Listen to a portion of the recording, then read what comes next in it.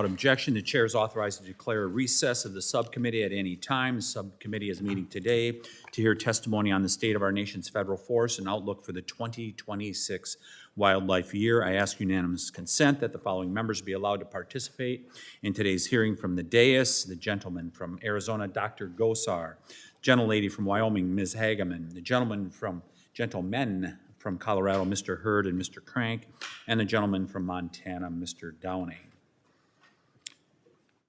Also the gentleman from Puerto Rico, Mr. Hernandez, and the gentlelady, Ms. Hoyle from Oregon. Without objection, so ordered. Under Committee Rule 4F, any oral opening statements at hearings are limited to the chairman and the ranking minority member. I therefore ask unanimous consent that all other members' opening statements be made part of the hearing record if they are submitted in accordance with Committee Rule 3, Parent O. Without objection, so ordered. I'll now recognize myself for an opening statement. Thank you, Chief Schultz, Chief Tom Schultz, for being here with us today. I know that our members are eager to hear you discuss the challenges facing our federal forests and learn more about our efforts to restore forest health, protect American communities, and ultimately return the Forest Service to its core multiple-use mission. This is no small task, and your leadership during this challenging time is certainly appreciated. And in just under 2 years, the results of your leadership are already speaking for themselves. Last year, despite the highest number of ignitions on National Forest System lands since 2016, the Forest Service's aggressive fire suppression efforts kept the total number of acres burned to roughly half the 10-year average. The Forest Service is more prepared than ever to aggressively attack new fire ignitions with more than 28,000 wildfire responders and 22,000 contracted resources ready to go at a moment's notice.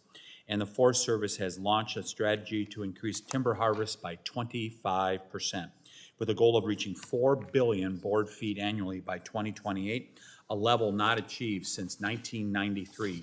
While these numbers are noteworthy under ordinary circumstances, they are particularly remarkable given the agency you inherited.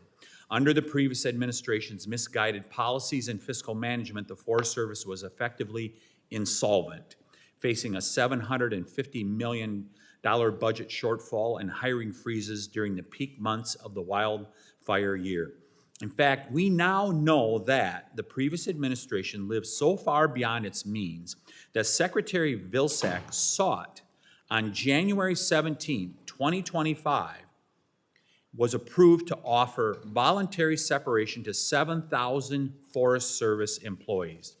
This was only after Secretary Vilsack openly contemplated the sale of federal lands to offset his rogue spending. I'd like to ask unanimous consent to enter into the record a letter dated June 1, 2026 from USDA Deputy Secretary Steve Vaden outlining the true extent of the previous administration's frivolous spending that has only now been truly uncovered. Without objection, so ordered. I suspect that we'll hear a lot of sky-is-falling rhetoric today from my colleagues on the other side of the aisle over things like closing vacant Forest Service buildings that are falling into disrepair or a unification that hasn't even happened yet. I'd only ask them where the similar levels of outrage were when their own administration seemingly lit over $750 million on fire and functionally tried to bankrupt the Forest Service. As I have said repeatedly during my time as chairman of this subcommittee, healthy forests require active management. For decades, timber harvests have fallen while catastrophic wildfire has risen. Witness the chart just over my right shoulder. That is not a coincidence. When we stop managing forests, nature eventually does it for us, usually through insects, disease, and fires. I applaud Chief Schultz for his leadership. However, Congress still has work to do. Regulatory burdens continue to hamstring efforts to ramp up forest management. Nearly 2 billion board feet of timber are tied up by frivolous lawsuits. These onerous hurdles add years of delays and drive up costs for common sense projects that need to get done to protect lives and stop homes from burning down. That's why it's imperative that the Senate send the Fix Our Forests Act to the President's desk without further delay. Yes, our friends in the Senate, send it without further delay. FOFA, which is the most comprehensive forest management and wildfire prevention legislation before Congress, passed the House with bipartisan support 497 days ago.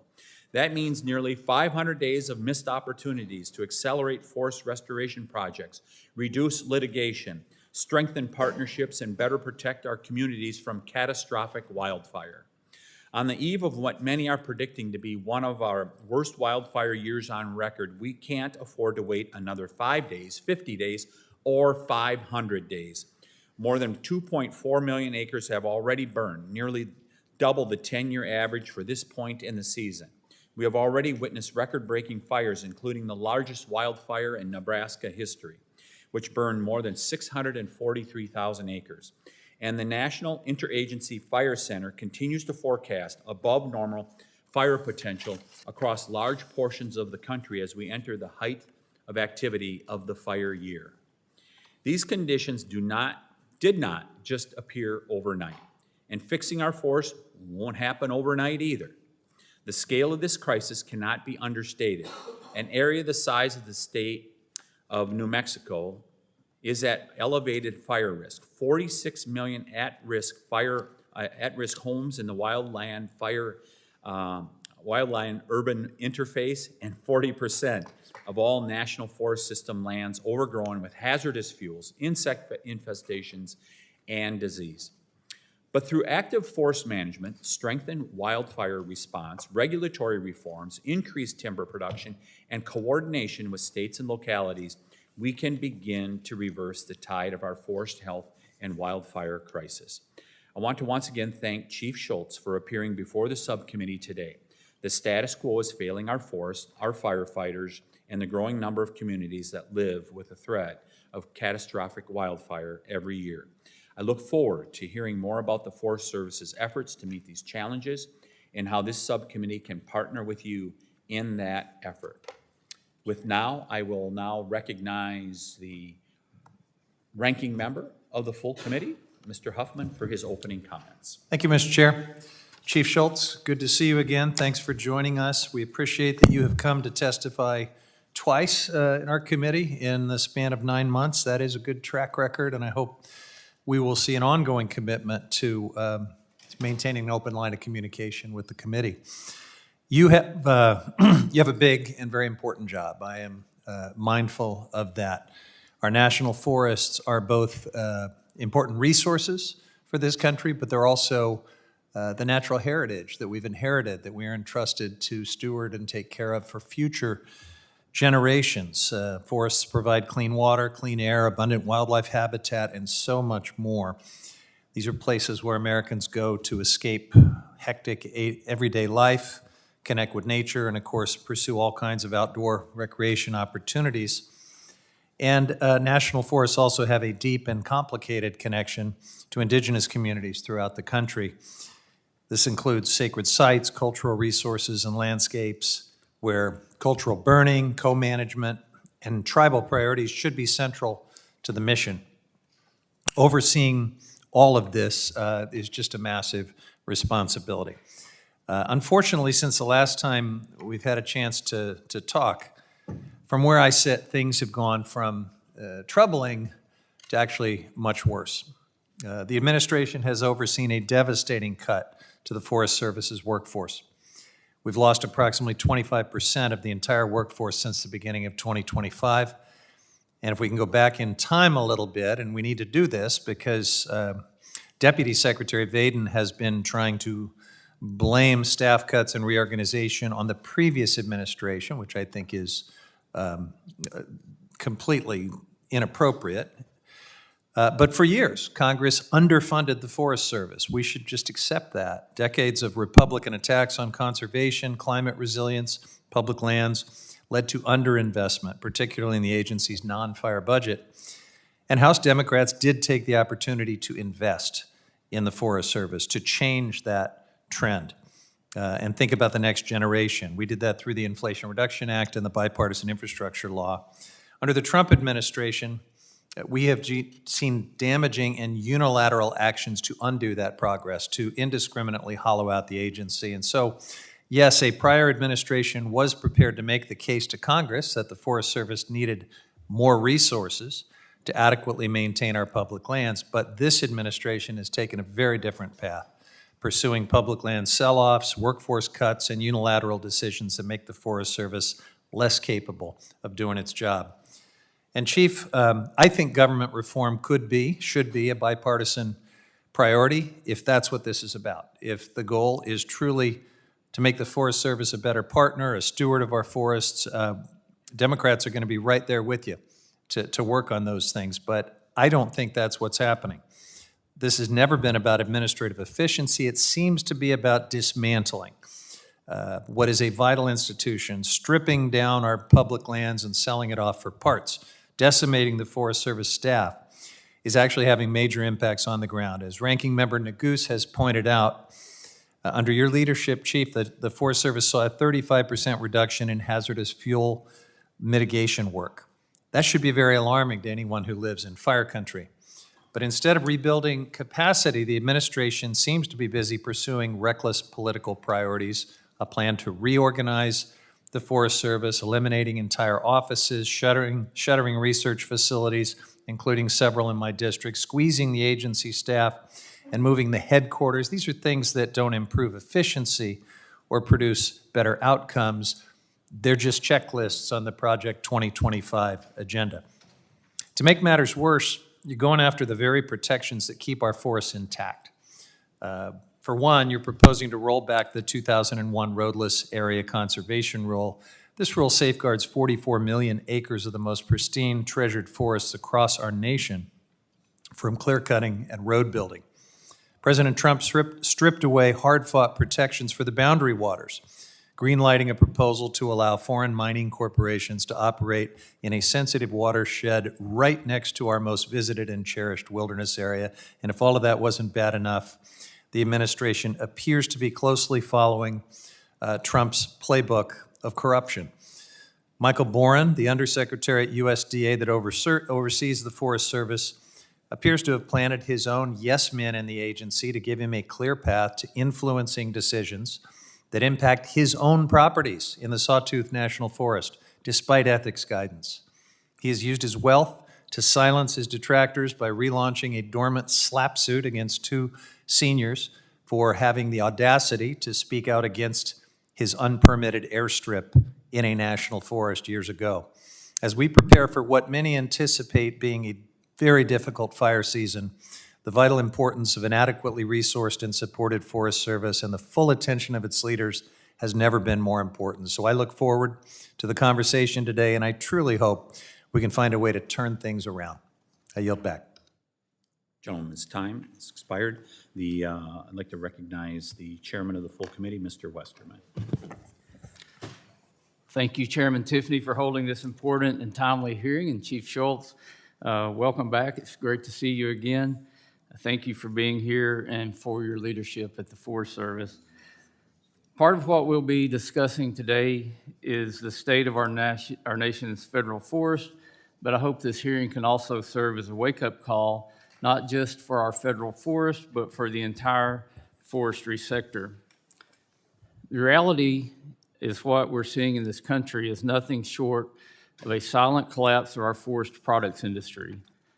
We have 193 million acres of largely overgrown, fire-prone national forest, and yet the United States is the largest importer of wood and paper products. Try explaining to anybody how we have abundant forest land in this country, yet we're the world's largest importer of wood products and paper, and we spend billions of dollars putting out forest fires every year. How does that make sense? It doesn't make sense. It's also created a doom loop for the health of our nation's forest and our nation's forest economy. Since 2000, approximately 1/3 of the total number of sawmills then in operation have shut down or severely curtailed their business activities. What used to be a problem confined to the West has now spread even further. And since 2019, 29 pulp and paper mills have also closed across the country. There are a couple of root causes, but one of them, and the biggest one, is markets. Without markets, The economic incentives to manage our forest evaporate. Mills shut down and rural communities lose jobs and livelihoods. Forests go unmanaged, becoming overgrown and eventually turning into powder kegs for the gigafires we're now experiencing in the West. On top of the lack of markets, we have a problem with, especially in the pulp and paper industry, of actually being able to upgrade these mills. While we're repairing and maintaining mills that were built, some of them a half century to a century ago, our competitors around the world are building brand new, highly technical mills that dwarf the mills that we have and create efficiencies that we cannot create here in the United States because we can't get past the permitting and the regulatory phase of being able to make our mills competitive. We're yielding another part of America's vast economy to foreign competitors, and we've got to stop letting that happen. I'm sure a lot of today's conversation will focus on the Forest Service's budget request. What's crazy is that we've gotten so backwards on forest management that we can't even remember a time when the Forest Service used to return money to the Treasury and not be a drain on taxpayer resources. If we can end this doom loop of mill closures, restricted markets, and inactive management, the economics of forest management can start making sense again. Recent studies support this. A report from earlier this year examining 300 western wildfires found that fuels treatments prevented $2.8 billion in economic losses. I've said it many times that there's probably no place more profound than forest management where an ounce of prevention is worth a pound of cure. Another statement backed up by research showing that every dollar invested in forest management saves $7 in wildfire suppression cost. There's no silver bullet to achieve what I've just described. It's going to take a lot of hard work, and it's going to take a focus and an effort on making things better. A good starting point, as has been mentioned, is passing the Fix Our Forest Act and sending it to the President's desk. FOFA incentivizes markets for forest products, both for high-value and low-value materials. The bill does this by fixing 20-year stewardship contracts so that businesses have the certainty they need to invest hundreds of millions of dollars in new sawmill infrastructure. FOFA also supports new markets for low-value materials by creating biochar demonstration projects across the country. Above all, FOFA creates the regulatory environment necessary to stimulate new market growth. NEPA delays, endless interagency consultations, and frivolous lawsuits all stymie investment in our federal forest and choke markets. Nobody will build a new mill near federal lands when it takes 3.6 years to begin mechanical treatments and 4.7 years to begin a prescribed burn on average, and where they have no certainty in what's going to happen when one administration changes to the next. Nor will they invest hundreds of millions of dollars in wood processing infrastructure when forest projects are the #1 litigated project type across the entire federal government, adding an average of 2 to 4 years of additional delays. Though expanded categorical exclusions, codified emergency authorities, and common sense litigation reform, FOFA starts to fix not only our forest, but our forestry markets and the rural communities that depend on them. It's a forest health bill, it's a job creation bill, and it's an economic growth bill. It's past time for the Senate to act and send it to the President's desk. In closing, Chief Schultz, I appreciate your efforts to refocus the Forest Service on its core multiple use mandate to actively manage our forests, protect communities from catastrophic fire, and ensure Americans can access and enjoy our federal lands. I hope we'll be able to send some more help your way soon with the Fix Our Forest Act so you can keep up this great work. Thank you, Mr. Chairman, and I yield back. Thank you to the chairman for his opening statement. I now recognize the ranking member, Mr. Neguse, for his statement. Thank you, Mr. Chairman. Good morning, Chief Schultz. Welcome back to the committee. Grateful that you are here to present a testimony on behalf of your agency and to answer questions from me and my colleagues on both sides of the dais. As you probably could imagine, although I certainly respect the work that's done by your agency and appreciate that we've had an open line of communication. Wouldn't surprise you to know that I disagree with a lot the Trump administration is pursuing with respect to public lands management policy and issues impacting our national forests, including in my state of Colorado. And I want to just paint a picture for you, and this is not isolated to your agency, of course, Chief Schultz, but it's important contextually in terms of why my constituents in Colorado are so concerned about the approach that the Trump administration has taken. In Colorado, we have lost 26% of all public lands staff across the U.S. Department of Agriculture and Interior Department. 26%. So 1 out of every 4 federal civil servants working on public lands, BLM, Forest Service, variety of, the panoply of agencies that are subsumed by the Interior and Forest Service are gone.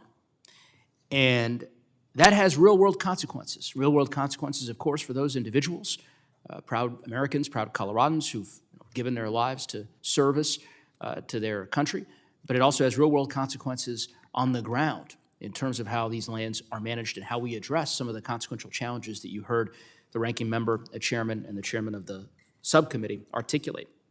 All of that is happening while your agency, and I understand, it will get into it a bit during the question and answer segment.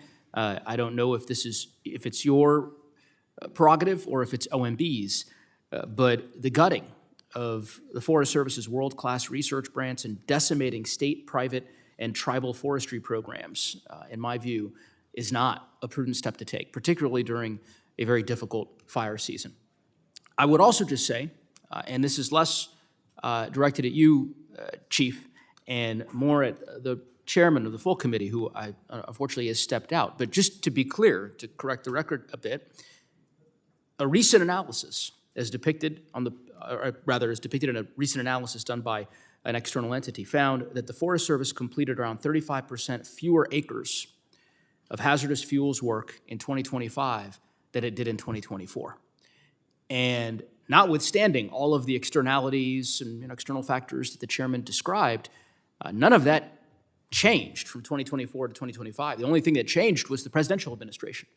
And I think it's an important question that deserves to be answered, why there's a 35% reduction in hazardous fuels treatments in the first year of the Trump administration, the second term, compared to the last year of the Biden administration. And I hope that that's a question that we can get to the bottom of today. In any event, I do want to say, representing a district that spans 12,000 square miles, representing a district that includes 3 of our nation's most prominent, certainly the most beautiful national forests, I am very grateful to the folks in the Forest Service who are working each and every day hard on behalf of Coloradans and Americans writ large. I do think it's important for us to have an open line of communication, and so I look forward to your testimony and to asking you some questions about some of the challenges that we face. Thank you to the ranking member of the committee. We're going to move on to our witnesses' testimony. Just want to remind you, though you're a veteran here, you must limit your oral statement to 5 minutes. Your entire statement will appear in the hearing record. To begin your testimony, please press the on button on the microphone. We use timing lights when you begin. The light will turn green. At the end of 5 minutes, the light will turn red. And I'll ask you to please complete your statement. I would like to introduce Mr. Tom Schultz, Chief of the U.S. Forest Service at the Department of Agriculture. Chief Schultz, you are recognized for 5 minutes. Welcome. Chairman Tiffany, Ranking Member Nagoose, and members of the subcommittee, thank you for inviting me here today to testify. The USDA's Forest Service is the nation's foremost federal forestry organization. We have the privilege of managing 154 national forests, 20 national grasslands, covering 193 million acres. Since day one, my work as chief has been to refocus our efforts on the fundamental work that delivers the greatest good to the American people. Today, I'd like to share the priorities guiding the Forest Service forward, as well as share key accomplishments from this previous year. Our priorities reflect a back-to-basics approach that centers on the work that we know matters most: keeping people safe, protecting communities from wildfire, actively managing our forests for health and productivity, supporting communities recovering after disasters, expanding access to the outdoors, increasing domestic mineral production, cutting unnecessary red tape, and strengthening partnerships that make all of this possible. Safety is at the center of everything that we do. Whether it's firefighter safety on the line or an employee in the field, safety is our first and last priority. I'm proud to say that we reduced OSHA-related recordable incidents by more than 15% year over year between 24 and 25. That's a direct reflection of the culture that puts safety first. Wildfire readiness and response remains one of our most urgent responsibilities. We're prioritizing rapid, aggressive initial response so that we can keep fires small. We've invested in staffing, coordination, contracting, and infrastructure to meet the reality that the fire season in many cases can extend upwards of 12 months, and we're seeing results. As was mentioned in the chairman's opening statement, in fiscal year 25, even though we had the highest number of wildfire starts on the national forest in nearly a decade, the acres that were burned were held to about half of the 10-year average. Our initial attack success rate was the strongest in 12 years, and we treated about 3.3 million acres to reduce hazardous fuels. And for the fiscal year, we have already treated nearly 2.2 million acres nationally, or 61% of our target as of May, with more than 1.6 million acres in prescribed fire at nearly 500,000 acres more than last year at this time. In addition to these hazardous field treatments, other forms of active forest management, including timber production, grazing, reforestation, all remain essential to healthy, resilient forests. In 2025, we exceeded our timber target, selling 2.95 billion board feet. This supports domestic mills, strengthens rural economies, and improves forest health. We're implementing the National Active Forest Management Strategy, and we are on target to increase our volume offered by 25%, with an overall goal of 4 billion board feet by fiscal year 28. We're also modernizing grazing processes and expanding access to ensure grazing continues to promote healthy landscapes and resilient rural communities. Last year, we completed the highest level of reforestation in more than 25 years, reforesting almost 287,000 acres and improving stands on another 165,000 acres. America's forests also play a critical role in supporting domestic energy and mineral production. The Forest Service is committed to facilitating responsible development, especially of critical minerals essential to national security, technology, and energy, while reducing unnecessary regulatory delays. We're currently working on 20 FAST 41 projects, including 6 covered and 14 transparency projects. Disaster recovery. When disasters occur, the Forest Service is a key partner in recovery. Following the 2024 hurricane season with Hurricane Helene, we opened up more than 1,500 miles of roads and nearly 700 miles of trails and 34 recreation sites. Across more than 100 disaster recovery events, we awarded $885 million in contracts and $1.5 billion in agreements to restore landscapes and infrastructure. Recreation access and infrastructure. We're also working to expand recreation access and improve visitor experience for millions of Americans who enjoy their national forest. Under the Great American Outdoors Act, we completed 125 deferred maintenance projects, improving 162 rec sites and 78 roads and bridges. The Forest Service is working alongside states, tribes, and local governments to manage the nation's forests more effectively. In the past 2 years, we have signed and entered into shared stewardship agreements with 7 states and 3 tribal nations. By the end of fiscal year 25, we had 540 active good neighbor agreements, 99 which were signed in the past year.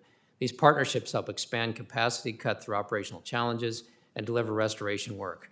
We're also taking significant steps to reduce red tape and improve organizational efficiency. Since reorganization, relocating headquarters to Salt Lake City, shifting to a state-based leadership model, and creating operational support centers, and unifying research programs designed to move decision-making closer to communities and landscapes that we serve. This shift represents a structural reset and common-sense approach to improve mission delivery. As we look ahead to the 2026 fire year, we enter a season that is facing elevated fire potential across large areas of the country. We're also unified and prepared. We have hired more than 11,000 firefighters, up 6% last year at this time. We will reach our goal of 11,300 firefighters by July. We have increased the number of red-carded personnel, non-fire staff, by more than 450 employees, giving us more surge capacity when fires do occur. Finally, we're working with the Department of Interior and Congress as directed in the administration's broader effort to consolidate the nation's wildland fire system. These efforts are moving forward without compromising operational readiness. Throughout all of this work, our commitment remains constant to protect the public, support our partners, and ensure a rapid, effective, and unified response to wildfires across the nation. Chairman Tiffany, Ranking Member Neguse, and members of the subcommittee, thank you for inviting me here today. Thank you for your testimony, Chief Schultz, and we're going to turn to questions now. I will lead off questioning. Chief, the subcommittee hears consistently about the loss of wood processing infrastructure in the West and in rural communities across the United States. It's one of the biggest barriers to active forest management. I ask for unanimous consent to enter into the record maps from Idaho, Montana, Oregon, and Washington that show the closure of more than 430 sawmills since 1990. Without objection, so ordered. What is the Forest Service doing to provide the certainty and reliable timber supplies that will encourage new mills to be built in these communities? It's a very difficult question that you've raised. We have lost significant capacity, but the Forest Service has stepped up on the supply side. As I mentioned in my opening statement, we're increasing supply and certainty. So what industry is looking for, what communities want, is certainty of supply in many cases. We're increasing this year our outputs by about 20, it's going to be about 250 million board feet over last year. And then Congress has directed in the reconciliation bill for us to increase that every year over the next 10 years by 250 million feet. So the plan over the next 10 years is to basically get us close to the forest plan direction. If we implemented every forest plan in the country and did what the plans say we should do, we would be selling about 7 billion board feet a year. The direction from Congress aligns with that forest plan direction, and over time, over the next 10 years, we will be in a position that we will be implementing forest plans fully. So if we just followed the existing plan, we would get to 7 billion board feet, is that correct? Yes, sir, and that's pretty much directly aligned with what Congress has given us direction in the reconciliation bill to do. So there's direct alignment between full forest plan implementation and direction from Congress. So in other words, we're about half of that 7 billion or less, is Yes, that sir. correct? That is correct. Yeah. The comment was brought up here that there's a 35% reduction in hazardous fuel treatments. Give us some context behind where that comes from. Yes, sir. So just to be clear on numbers, we treated about 3.3 million acres last year. So the 35% doesn't recognize that 3.3 million acres. I'm not sure who produced that number. But just to put this in perspective, going back to 2020, you can't cherry pick any one number of acres, in my view, to get an accurate perspective. So if you go back to 2020, we treated 2.6 million acres. It was 3.6 in 21. It was 3.2 in 22. In 23, it was 4.3. It was 4.2 in 24, and 3.3 in 25. And this year, our goal is 3.6. We've already treated 2.2 million acres year to date, which is about 500,000 acres ahead of where we were last year. So when you look at the context, in terms of a 5-year average, we're right in there last year about where the 5-year average was. It is correct that we did drop year over year, but you have to look at where we dropped. Primarily that was in the south. So when we talk about where we protect communities from wildfire threats in the west, the western acres that were treated for prescribed fire were pretty much where we've been and where our goals were. Where we had a fall down a little bit was in the south, in Region 8 predominantly, and that was due to some issues about moving people around early in the season. So what we've seen this year is Region 8 stepped up. We got our acres treated earlier in the year. So we're on target to hit our goal this year. Last year, there was a little bit of fall down, but it wasn't predominantly in the west where we have a lot of the concerns about communities being impacted. The impact was primarily in Region 8, which a lot of that's tied to silviculture in terms of southern yellow pine and what is needed to basically grow and maintain that we manage southern yellow pine plantations. So that's the picture. So when you look at a 5-year average, we're about right in where we were over the last 5 years. We did have a fall down year over year, but it was primarily in Region 8. It was not across the West. Breakthrough Institute recently released a report understanding NEPA litigation. And in the study, they found that NEPA lawsuits oftentimes add nearly 4 years of delay to forest management projects, even when the agency wins the lawsuit. How much time and agency manpower is the Forest Service currently devoting to frivolous lawsuits? You know, bulletproofing NEPA documents, we hear that from staff out in the field, to fighting it in court, and away from actively managing our fire-prone forest. How much time is your staff having to dedicate to that? Mr. Chairman, we dedicate a significant amount of time. I mean, when you look at our cost structure, a lot of it is tied to NEPA. But what I can tell you what we have done at USDA this past year, we have reviewed our NEPA regulations. The Forest Service no longer has NEPA regulations. We have USDA NEPA regulations. So the agency as a whole took an approach working with USDA, consolidated that. We used some of the BLM NEPA regulations. So now we have a much more streamlined approach.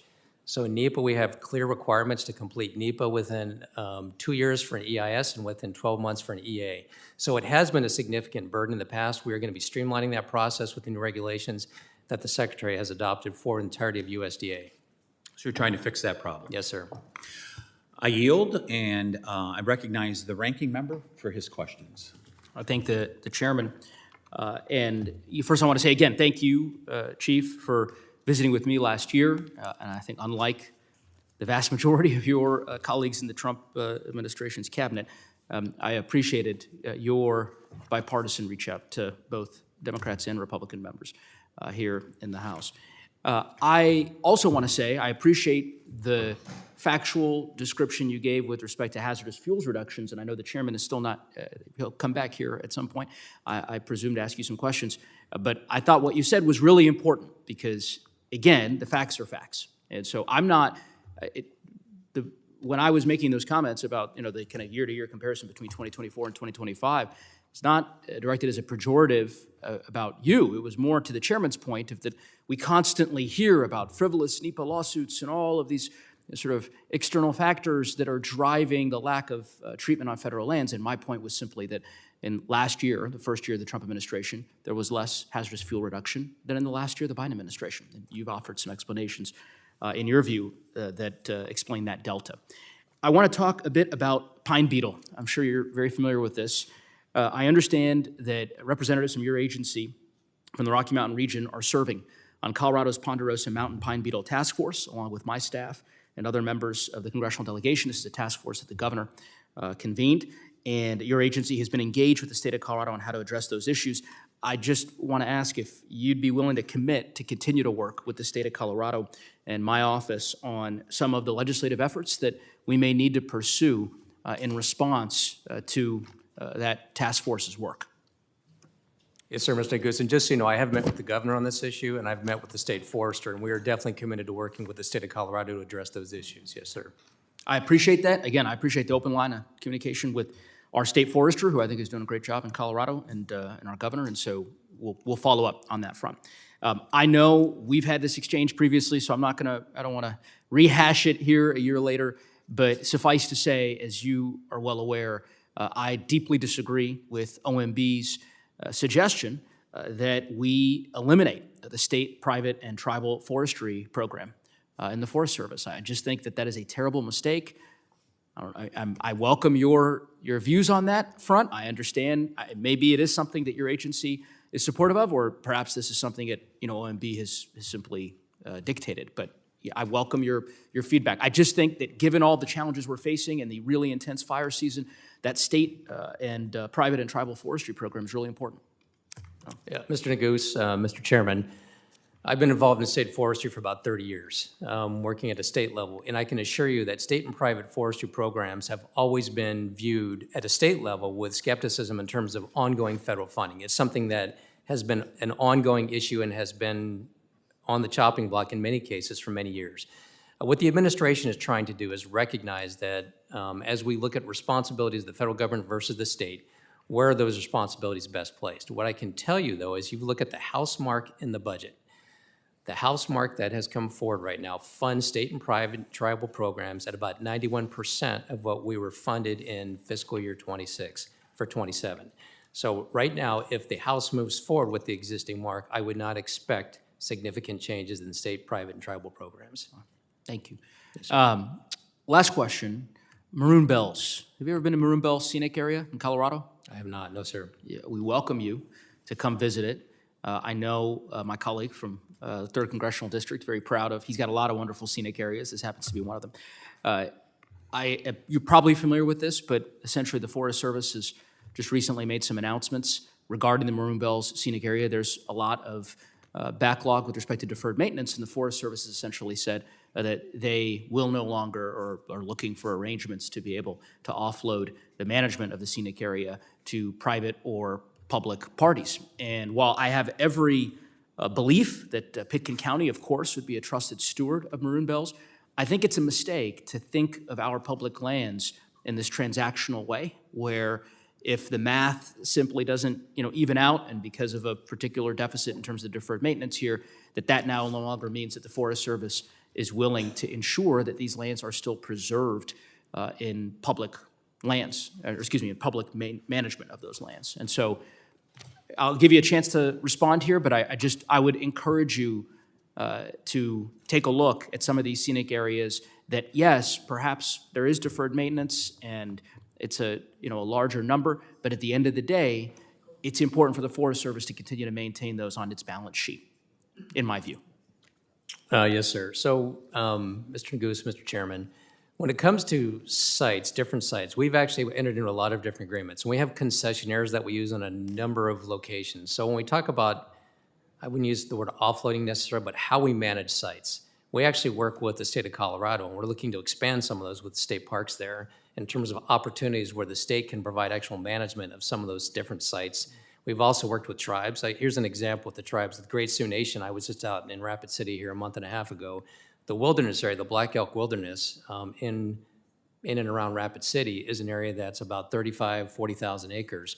The Great Sioux Nation is going to be managing that wilderness area. So we are looking for partners in many cases, whether it's concessionaires, whether it's states, whether it's tribes, to work with the Forest Service to ensure that those sites can be managed. In some cases, we're the best entity to manage those sites. In other cases, it's other entities. And Mr. Westerman's state of Arkansas, we've actually got a site there, Blanchard Caverns, where the state is actually stepping in state parks in Arkansas and going to manage that site for us as well. So we're looking for opportunities to partner across the spectrum, states, tribes, counties, concessionaires, to better manage sites so that the experience that the public is looking for we're doing. So we'll take a look at that specific site you talked about, but the intent is not to divest of sites necessarily. It's like looking at the best way to manage those sites for the long term. Gentleman's time has expired. Now I'll recognize the gentleman from California, Mr. McClintock, for his questions. Thank you. Mr. Schultz, my district comprises the Sierra Nevada of California, and I've often commented about the marked difference between the health of the private timberland in the Sierra and that of the public timberland. You can literally tell where the boundary lines are between the public and private lands by the condition of the forests on each side. The private timberland is healthy, green, properly spaced, it's fire resilient. The public land is morbidly overgrown with stands of dead and dying trees everywhere. In fact, a few years ago, your predecessor, Randy Moore, admitted that we'd lost over a quarter of our national forest to catastrophic fire over the past decade. Now, I just took a look at the largest of the nation's private timber owners, Sierra Pacific Industries. They make about $1.5 billion a year from their timber, and they own about 2.5 million acres. So that averages about $625 per year per acre. Then I looked at the U.S. Forest Service. We make about $200 million a year from our timber, and we own 193 million acres of timberland, so that averages about $10 per acre per year. So SPI makes $625 per acre, keeping its forests in excellent condition. The Forest Service makes $10 per acre and keeps its forests in decrepit condition. So I guess my first question is, WTF? Mr. McClintock, Mr. Chairman, you've opened a can of worms, and I'll try to address it. So I know the folks at Sierra Pacific very well. They're very good managers. Why can't we be as good? Well, and we're working on that. So just a couple What's things. keeping us from being as good managers? Yes, sir, I'll touch on that. So we just, the chairman was talking before about litigation as an issue. So when you look at litigation, for instance, we have about 1 billion board feet of timber that is currently under litigation. So that And does that become litigation arises from what? litigation primarily arises through people challenging NEPA decisions, predominantly from the environmental community is where that typically comes from.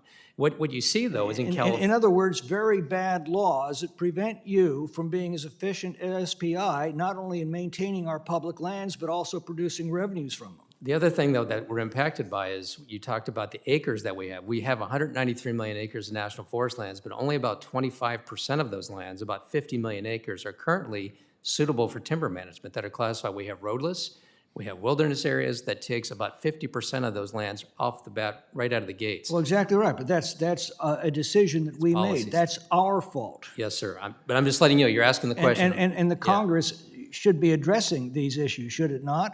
Yes, sir. I mean, if we could make the U.S. Forest Service as efficient as SPI, we would have the same kind of beautiful, resilient forests that they constantly maintain, and we'd be producing, by my calculations, about $120 billion a year.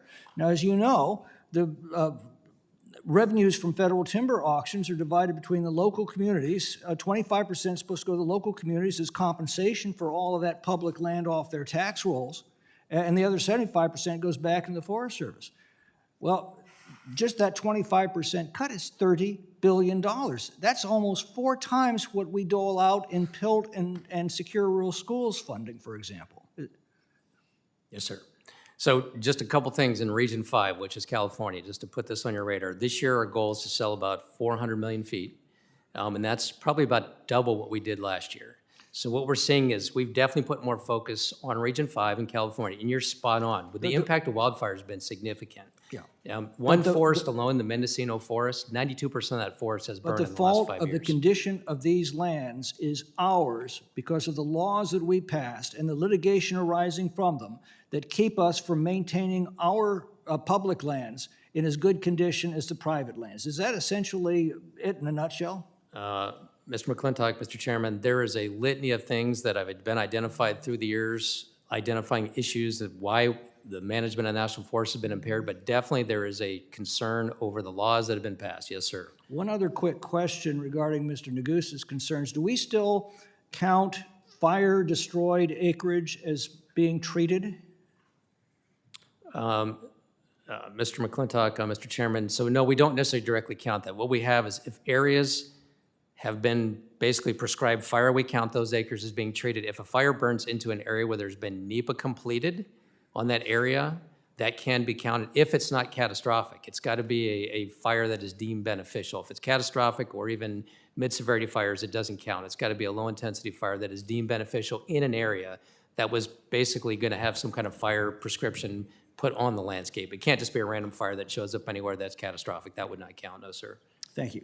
Yes, sir. Gentleman's time has expired, and now recognizes the gentle lady from New Mexico, Representative Leisure Fernandez.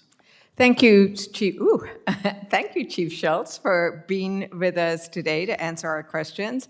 As you may know, I represent the beautifully diverse state of Nuevo Mexico, where in my district alone, we have the Carson, the Sangre de Cristo, we have the Jemez Mountains.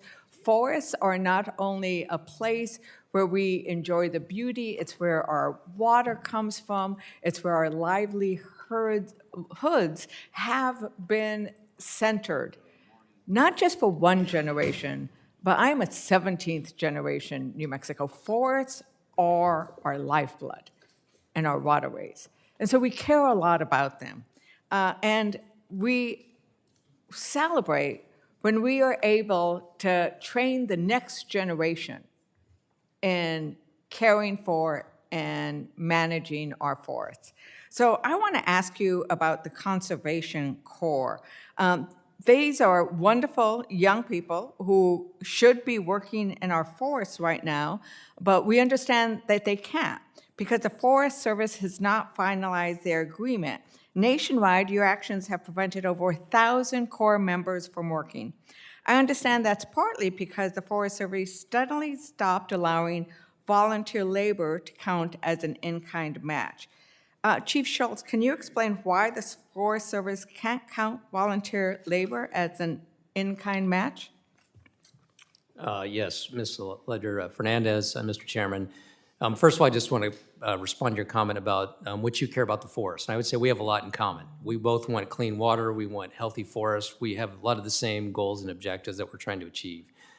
Recreation is a big part of what we do, specifically to the Job Corps folk, or the Conservation Corps. We have Conservation Corps across the country that does work in various states, and there's a large organization. Under prior years, in terms of what was permitted for how those agreements were working, they were allowed to count certain indirect costs that have been questioned in terms of the legitimacy of how those have been calculated. So the Forest Service has permitted that, but there's a question now about what we've done. So that's something we're taking a hard look at, working within USDA and working with OMB to evaluate what processes we are currently doing versus what we've done historically. So, Chief Schultz, I'm looking at a manual dated May 28th, 2025, that says that 25% of the total project cost can come and can be wholly attributed to the independent sector valuation of volunteer labor. So volunteer labor should be able to be counted. Do you disagree with this statement in the manual? So ma'am, that manual is being questioned right now in terms of the legitimacy of what was in the manual that currently. So the legitimacy of the manual is being questioned. That is correct. Yes, So ma'am. do you know who signed this manual? It was approved by Tom Schultz, Chief. That's So- right. So you approved this, and now you're stopping all these young people from working based on something you approved. I want to go to another issue. I think it's ridiculous that when we have lost 1 in, 26%, 1 in 4 of our USDA workers, that kids who want to work on and volunteer and learn, the next generation, we're stopping them. I want to go to the issue with regards to research. As you know, you have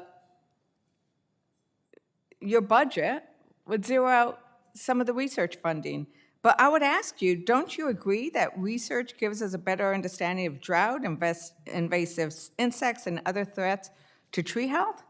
And to make our forests more safe, how water goes? I mean, we have universities in New Mexico that are studying these, are working with the local communities to understand how to prevent catastrophic fires and how to recover for them. Why would you submit a budget to Congress to zero that out? So, Ms. Ledger-Fernandez, Mr. Chairman, it's similar to the discussion that Mr. Neguse raised with regard to state and private and tribal programs.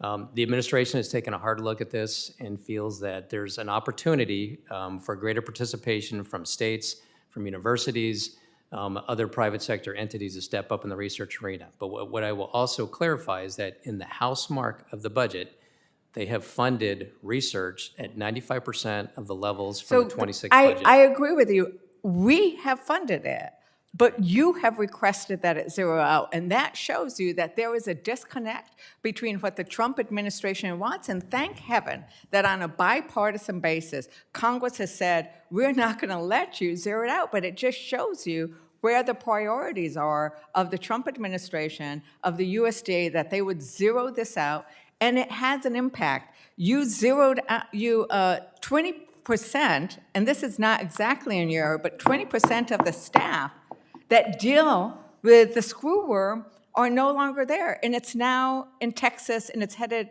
to New Mexico. These kinds of things are problematic, and with that, I yield back. Gentlelady's time has expired. I will recognize the gentleman from Oregon, Representative Benz. Thank you, Mr. Chair, and thank you, Chief Schultz, for being here today. Just to make sure I ask this question, because I'm from Oregon, and I represent 2/3 of the state, millions of acres of forest, and the question that I need to ask is, are you prepared for this fire season, and if not, what do you need to be prepared? Mr. Benz, Mr. Chairman, yes, we are prepared. In my opening statement, I mentioned we actually have hired more firefighters this year than over the last year and the year before by about 5 to 6% ahead of where we were at this point in time last year. We also have an additional 450 red-carded employees above where we were last year at this time. So we do feel we are prepared, yes, sir. And you know that we stand ready to do whatever you tell us we need to do, at least try, but you need to tell us. So if your opinion changes, let us know, please. Let me shift to a question that was asked to you earlier by Congressman McClintock, and the issue was litigation. And the question was, what's the foundation for that litigation? And I don't think we quite got to it, but it would be my understanding from my 6th year on this committee that the primary basis for litigation is the Endangered Species Act. Is that correct? Mr. Benz, Mr. Chairman, it varies between NEPA and the Endangered Species Act. Both of those are primary litigation tools, yes, sir. It probably wouldn't surprise you that we Republicans have brought repeatedly proposals to, in some fashion, modify the ESA and NEPA to try to allow us to head off some of these lawsuits that prevent us from removing fuel from the forest. And our colleagues on the other side of the aisle have repeatedly opposed such actions. If the basis for the lawsuits, which are preventing us from trying to make the forest safer, is the Endangered Species Act, would it be your recommendation that we do something with that act to try to remove at least a portion of that legal obstacle to cleaning up our forests? Mr. Benz, Mr. Chairman, I think it's always good to look at statutes and legislation that we have and review that to see what can be done. But I also know administratively the Fish and Wildlife Service is taking a hard look at rules and regulations, things that they can do, whether Congress acts or not. But I think it's in your purview to take a look at those statutes. And we can sure work with you. If you're looking for recommendations on things, we could work together on. Yeah, so what I need from you is a summary of how many lawsuits have been filed, the amount of tons of wood that have been prevented from being removed from the forest, and the foundation for those lawsuits. Because we need to be able to call out to these communities that have been destroyed by fire who allowed the forest or prevented us from cleaning up the forest that then allowed people to die and millions of acres of timber to be destroyed, not to mention housing. But we need to call out who is responsible. We need your help in doing that. So can you provide us with a couple of things? First, the reference was to the immense overgrown condition of the forest. Is that correct? Is that a correct statement? I think the word was morbidly overgrown, used by Congressman McClintock. Was he correct? Mr. Bentz, Mr. Chairman, yes, sir. So just to put it in context, we have 193 million acres, as has been cited previously. About 112 million acres, or more than 2/3 of the national forest roughly, is in some condition at either high or very high risk of catastrophic wildfire or infested with insects and disease. So we have significant forest health issues across the country, predominantly in the West. Yes, sir. So we hear constantly about, again from many, but certainly on the other side of the aisle, all about scenic values, conservation, preservation, education, deferred maintenance, but not a peep about the obstacles to preserve the forest that provide all of those values. So again, you're in the very best position to provide us with descriptions of the immense risk that's been created by these incredibly overgrown forests. I've heard numbers like 2,000 stems per acre when there should be something like 80. And how in the world do we address this issue when we're constantly being prevented from doing so by laws like the Endangered Species Act? I'm not suggesting repeal. I'm suggesting modifications so we can actually preserve the very thing that we want. I very much appreciate you being here today. And Mr. Chair, I'd like to offer for the record the report from the National Interagency Fire Center that talks about the incredible danger this year that we're facing. If so, Without objection. thank you so much. Thank you, Chief Schultz. Yield back. Gentleman's time has expired, and I'll recognize Dr. Dexter for her questioning. Thank you, Mr. Chair. And it's good to see you again, Chief Schultz. Thank you for being here. When we spoke last year, we discussed the lack of respiratory protection for our wildland firefighters and the toll it is taking on their long-term health. You mentioned that your agency had begun officially providing N95 masks. I want to confirm that the agency is still providing those masks and ask more broadly, what specific steps has the agency taken on respiratory and overall health protection since we last spoke? Dr. Dexter, Mr. Chairman, thank you for those questions. And we did take to heart our discussion last year. So we have made N95 masks available, and we're actually encouraging folks to use those. Great. What I want to just remind the committee that they are not OSHA approved for those contaminants. But what we are doing is we're going to be over the next several weeks looking at other interim measures to put in place, whether it's washing clothes, washing your body at the end of the day, even also having monitors available for firefighters if CO2 levels get too high to make them aware that so they can step back. Wonderful. But we are looking at this issue. The other thing real quick too is that we are working with OSHA and DOI right now. We're going to be piloting some new respirators next year that I can't say they're going to be OSHA compliant yet, but they're working toward an OSHA compliant respirator that would be piloted next year, and then hopefully within the next 12 to 18 months we can get that finalized. But Thank you we so definitely much. took to heart your concerns. Yes, No, ma'am. and I really appreciate that. We, as you know, are working on wildland firefighter protection legislation that would include really pushing the efforts that the Forest Service is already taking. So thank you. We want to support that and actually fund it. So thank ma'am. you. Are there other barriers that are slowing progress on protecting the safety of wildland firefighters other than the ones that you just spoke to? And what do we need to do to help move faster? Dr. Dexter, Mr. Chairman, there's been a couple other issues that have come up in the media here. MREs was one that came up. You might remember that as well. So Department of War is probably 98, 99% of the MREs that are issued. And they have confirmed based on their vendors and what testing has been done, those are okay. But we have also made other MREs available to our firefighters. So in addition to the traditional ones, we make another one now available. I was actually at the Fire Sciences Lab in Missoula here recently and saw what they're affording our firefighters. And it meets the caloric intake. It actually looks pretty healthy, and I would definitely eat it if it was me. But it's an option other than the traditional MRE if someone chooses to use that. Great. Additionally, PFAS was raised as a concern in clothing, and it's basically a water repellent that is sprayed on clothing. All of those pants that had the PFAS in them have been removed, and we have issued non-PFAS pants out to our firefighting forces. So those have been collected back. So those are two other safety issues that have come up kind of in this arena that we've addressed. Yes, ma'am. No, I very much appreciate it. You and I spoke about this, but for 30 years, we've known about these things that are killing our firefighters, putting them at risk. And so we just really want to work together on this with our wildland firefighter package. So look forward to talking with you later about that. You bet. And again, you're here to talk about the budget. So in the time I have left, I want to do that. The Forest Service has fired 10,000 workers and is now proposing a 75% budget cut. In Oregon, nearly 250 scientists and researchers at the Pacific Northwest Research Station are being told they must relocate to Colorado, and if they can't or won't, they'll likely be pushed out. These are people with decades of place-based expertise doing the wildfire prevention and forest management work that my colleague from Oregon was just talking about. We need to do better.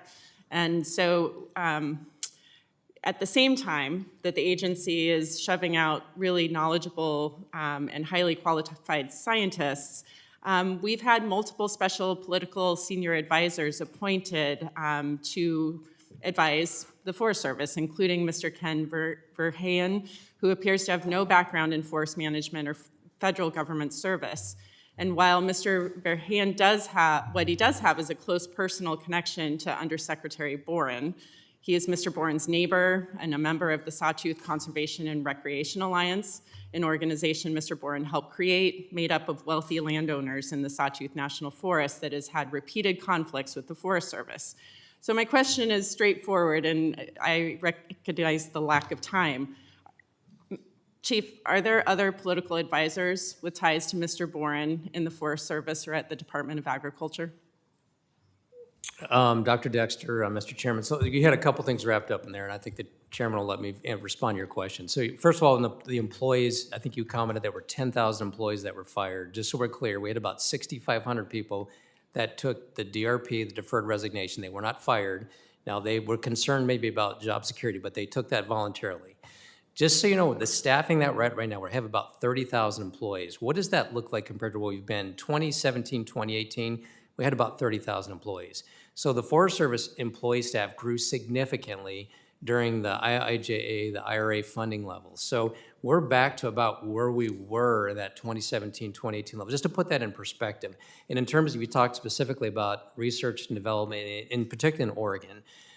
So I was out there the day we made the announcement in Oregon, and I was with those folks. We have not told anybody that they're going to be fired. No one's going to be riffed. What we have talked about, that Portland office, is that we intend to close that office. We are looking at other options in the broader Portland area. There is an NRCS office there that we're looking at. We've also made it very clear to employees that could be impacted by that there's also national forest in the area that they could potentially locate to. So no one has been told specifically that they need to relocate to Fort Collins. What we said about Fort Collins is that will be the hub for research and development. But we have not directed anybody specifically from Portland or from the Pacific Northwest Research Station that they have to go to Fort Collins. I just want to make sure we're clear on the record on that. And with regard to politicals that have been hired to support that. So Mr. Verheyen does work for me technically, just so you know.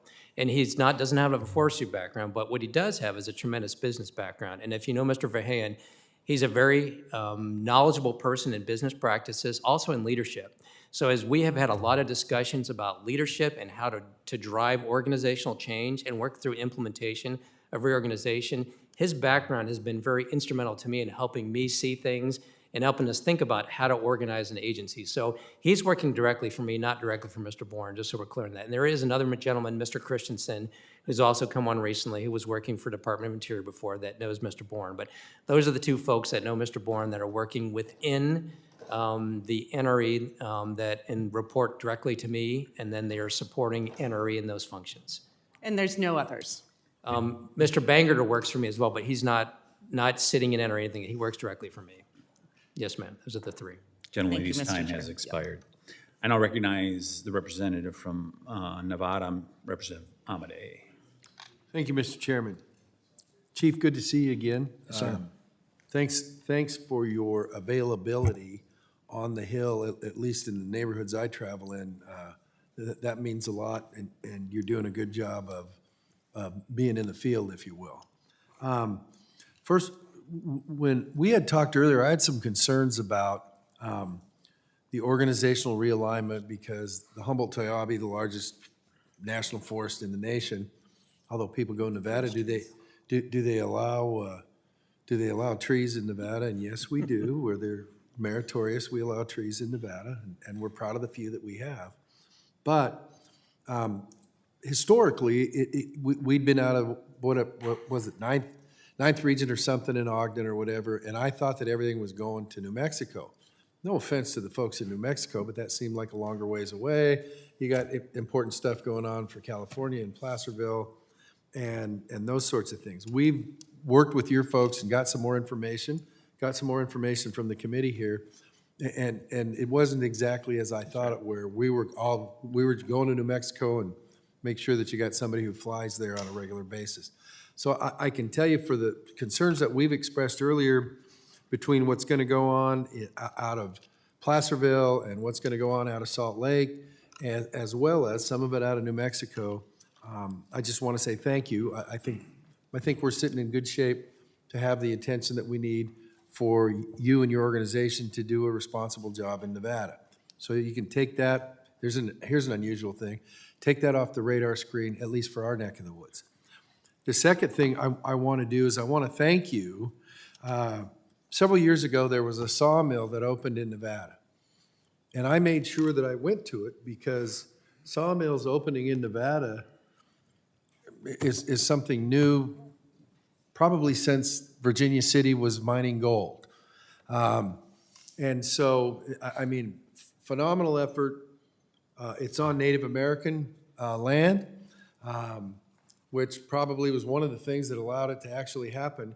But then comes the idea of what are you going to do for feedstock for that operation to make that look right?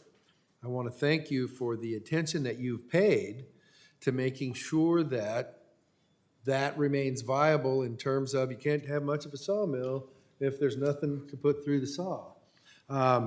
So it's one of those things where nobody can ever say, mission accomplished and whatever the heck. You got to wake up every day and turn the crank on that stuff. But I want to say for the attention that you and your people have paid to making sure that that is a successful venture for processing forest products that come out of that neck of the woods, generally speaking. Nice work, and thank you very much. I think that the whole fire issue, when I look at the map, and I feel good to be sitting next to somebody from Utah since the whole state's in the red, and only my whole district in Nevada is in the red. Not all of it, the parts that aren't are ones that have burned recently. So I guess that's good black or something like that. But anyhow, we're going to keep watching that just because we want to make sure that at the end of the day, when we're talking large air tankers, seats, all that stuff, the National Fire Center and how assets get done, that the improvements that I think you are seeking are, going to bear real fruit. So I guess before I yield back early, Mr. Chairman, how about that, huh? I want to say thank you. Keep it up. We appreciate the working relationship. We'll be in touch. Have a nice day. I yield back, Mr. Chairman. Will the gentleman yield to the chair? Yes. Mr. Chairman, could I just respond real quickly on that? Hit the commentary? So, Yes, you may. thank you, sir. Mr. Amadei, appreciate you calling it out. And there were some comments made earlier by the chairman and Mr. Westerman about the need for certainty of supply. And you called that out. So that was one of the first agreements we've done with the tribe there to support Tahoe Forest Products, which is a 20-year agreement. We've also done a 20-year agreement recently in Oregon as well. So Mr. Merkley asked a similar question. We've done an agreement there. We're looking at agreements in California. We're looking at agreements in Montana. 20-year agreements with states, with tribes, with industry directly. This is how we provide certainty, and Mr. Westerman was asking about investments, but this is a prime example that certainty of supply has allowed that company to make investments in that mill, so I just appreciate you calling that out, sir. The ranking member reminded me that that time has probably expired, and I'm not going to get my question in. I now recognize the ranking member of the full committee, Mr. Huffman, for your questions. Thank you, Mr. Chairman. Chief Schultz, I want to ask you about the proposal to move all of the fire functions of the Forest Service out of your agency to the Interior Department. This is a big proposal, obviously, with some sweeping implications. And in the fiscal 26 appropriations bill, Congress directed you to study that idea before any action was actually proposed. So I just want to ask you straight up, would this transfer of function or reorganization require congressional action? Mr. Huffman, Mr. Chairman, my understanding is that it would. Okay. And just to follow up on that, what do you mean by congressional action? Because there may be some who think that informing Congress and then just proceeding would suffice. I certainly would disagree with that, but are you suggesting that it means an act of Congress to authorize this, which is what I would view as the correct course? Mr. Huffman, Mr. Chairman, so what you saw in the 26 budget, the President's budget in 26 and in the 27 budget, is actually a transfer of the funding and the personnel from USDA to Department of Interior and the National Wildfire Service. So that's my understanding, that Congress would have to include that in the budget to make that happen. Specific act of Congress. Consistent with what was in the budget, yes, sir. Thank you very much.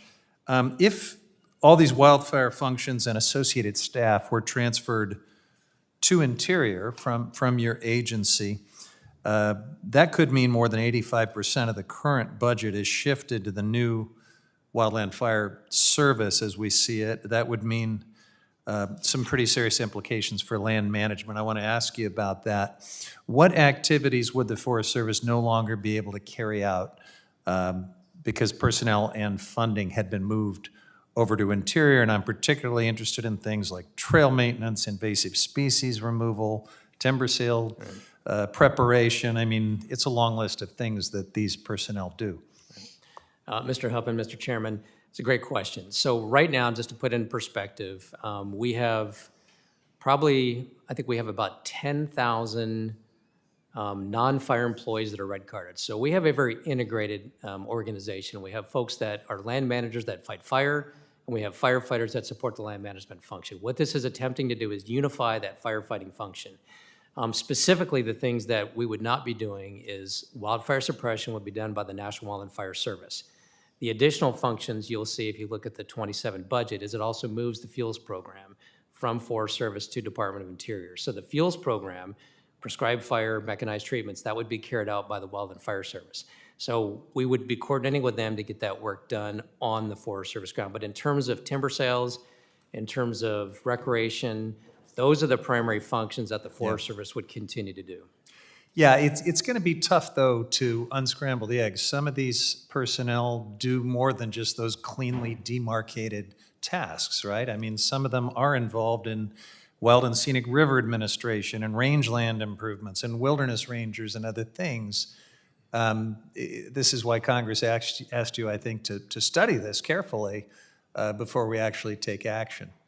Yeah, Mr. Huffman, Mr. Chairman, you bring up a good point. So we are integrated in what we do. We do have firefighters that do non-fire functions. They support recreation, they support fuels treatments, they support trail maintenance, those kind of things. So you're right, there is an integration. So part of the study is to look at those land management functions and those fire functions and help advise and contemplate how we would do that effectively. So that's a big part of that study. And just to clarify where the study's at, the study right now is on the street, RFQ, which I think it closes on June 8th. So we are anticipating getting those proposals.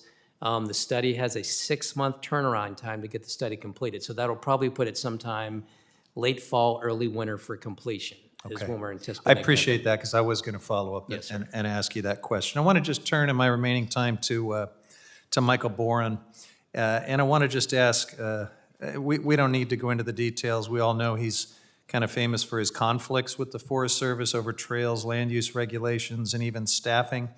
When I met with him, he assured me that he had nothing to do with anything involving the Sawtooth. And I have since received some information that troubles me, because it suggests that that may not be the case. So I just want to ask you directly, have you and Mr. Boren ever discussed anything related to Sawtooth National Forest, either verbally or in writing? Mr. Huffman, Mr. Chairman, it's possible that we have. I can't say for certain that we haven't. I mean, I've known him before he came into this job, and we definitely talked about the Sawtooth before he came into this job. His ethics agreement also requires him to stay away from matters involving Sawtooth Conservation and Recreation Alliance, the private property rights group that he helped to lead. Have you seen any communications between Mr. Boren and that organization? Or do you know about Mr. that? Chairman, I The have, gentleman's time has expired, but not. you may, No, sir. you may answer that question, Chief I have Schultz. not seen any. Thank you. Yield back. Okay, gentleman yields, and I'll recognize the chairman of the full subcommittee, Mr. Westerman, for his questioning. Thank you, Chairman Tiffany, and thank you again to Chief Schultz for being here. As we look at going back to 1905, when the Forest Service was founded, the purpose was to conserve the land and the forest, to also practice water conservation, and to supply timber to a growing nation. And then we're talking about the Forest Service. We're not talking about the Park Service or other federal land agencies. And as I mentioned earlier, there's 193 million acres that you are the chief manager of that Forest Service. How do you explain to people who want to know, as I do, how can we have 193 million acres of federal land that we spend billions of dollars putting fires out on every year, yet we're the largest importer of wood and paper in the world, and that number's going the wrong direction? Mr. Westerman, Mr. Chairman. So you talk about imports, exports, and wood availability. Big questions. So in terms of supply, there is more than ample supply out there on the landscape. We know the Forest Service back in the late 80s, early 90s used to sell about 12 billion board feet. And that number dropped about 75 to 80% with the listing of the spotted owl. So we have seen a significant decline in availability of that timber with the listing of the spotted owl. So the Forest Service pulled back significantly. At the same time that we saw that pullback, we saw the number of fires and the size of those fires over the last 20, 30 years increase. So you can look at a map in a graph, and you can see a decline in sales, and you can see an increase in the number of fires and the size of fires over that period of time. So I think in a nutshell, that is what has happened. We've pulled back. Now, what has also happened is that imports of Canadian lumber have actually decreased here in the last 5 years. Canadian lumber imports used to be 33%, roughly what we consume in the U.S. Now it's about 25%. So there's duties in place and different things. So what we've seen is actually the U.S. production capacity, we've stepped up. And we're actually underutilizing our capacity in the U.S. right now. In the South, where you're from, we're about 76% of the capacity is being utilized right now for production of lumber. So we have additional capacity to grow. If we harvested more timber, there is ample capacity to process that in this country. What about European imports? You know, European imports are a small fraction compared to Canadian imports typically. It's not insignificant, but compared to the Canadian imports, it's a much smaller component. I know, but it's been growing. It's another sore spot with me that we're continuing to, and this is really out of your jurisdiction, but we're importing more European timber at the same time they have the EUDR regulation where they're preventing us from exporting timber over there. And we're also seeing a lot of not just timber, but finished wood products coming in from Southeast Asia. I mentioned about the investment that other countries, especially China, has made on building massive paper machines with high technology. Do you think we can reverse the trend and use this resource that's been one of the most important resources for our country?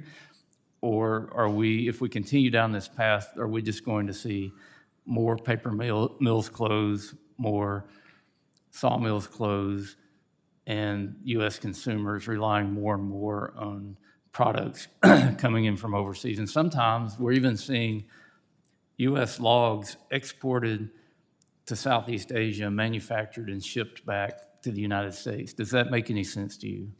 Mr. Wester, Mr. Chairman, you got a lot there. So we have a prohibition on exporting logs from the national forest outside of Alaska. Alaska, we do allow that to happen. So it's when you talk about log exports, that's primarily from private lands.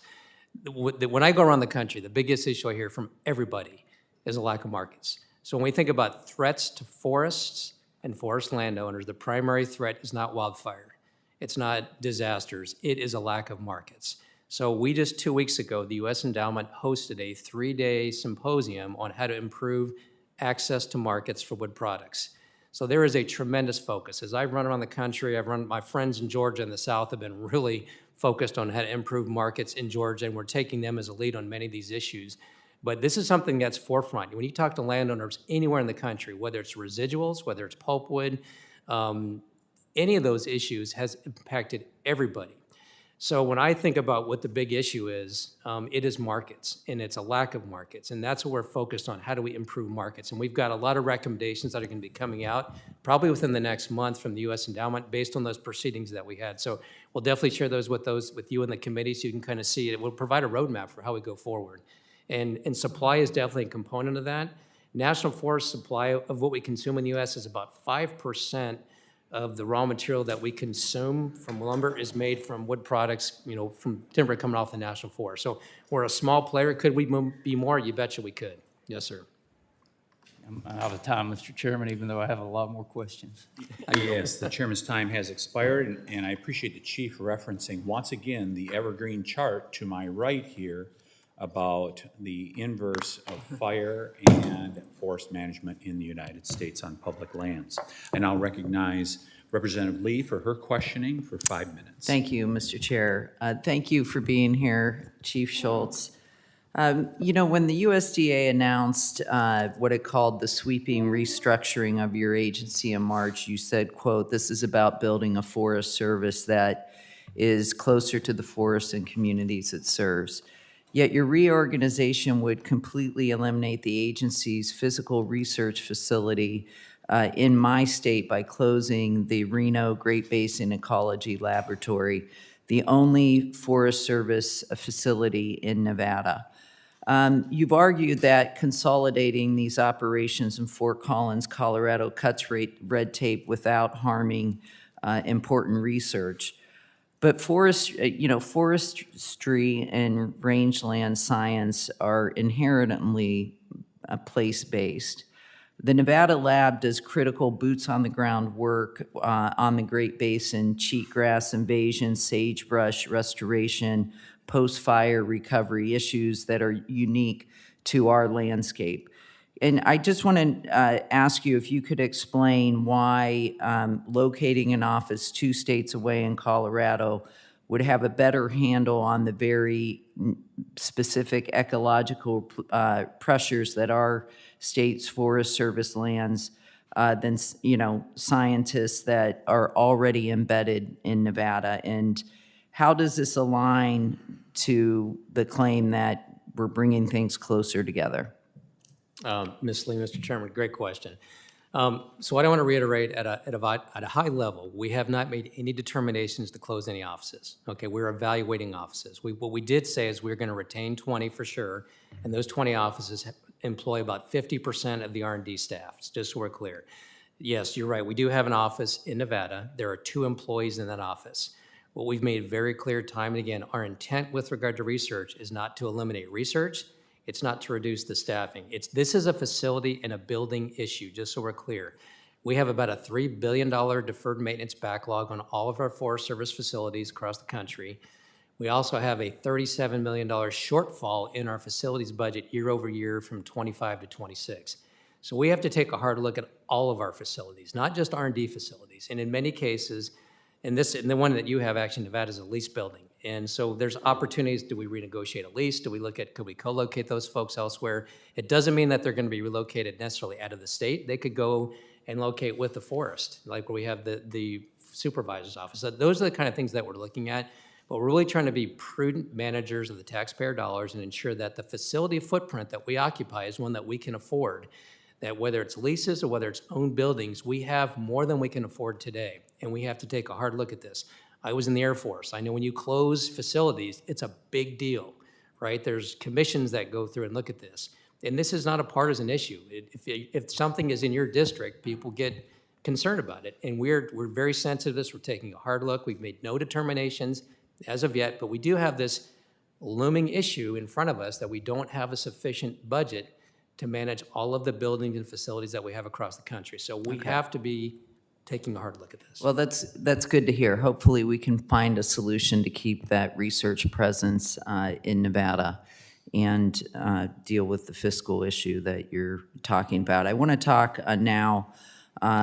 Also, you've indicated your intention to replace the traditional regional offices with 15 state directors. However, unlike every one of the neighboring states, Nevada would not have an in-state director with our forest lands. Instead of being lumped into a joint jurisdiction overseen by a state director based out of Salt Lake City, where you're also proposing to locate the national headquarters. So no bad feelings to my colleagues from Utah, but I don't think they'd be too enthusiastic about the idea of a so-called Utah state office being located in Nevada. We have vastly different economic and ecological considerations and priorities. So how would you respond to Nevada's concerns that a state director sitting in Salt Lake will naturally be focused on a lot of Utah's priorities?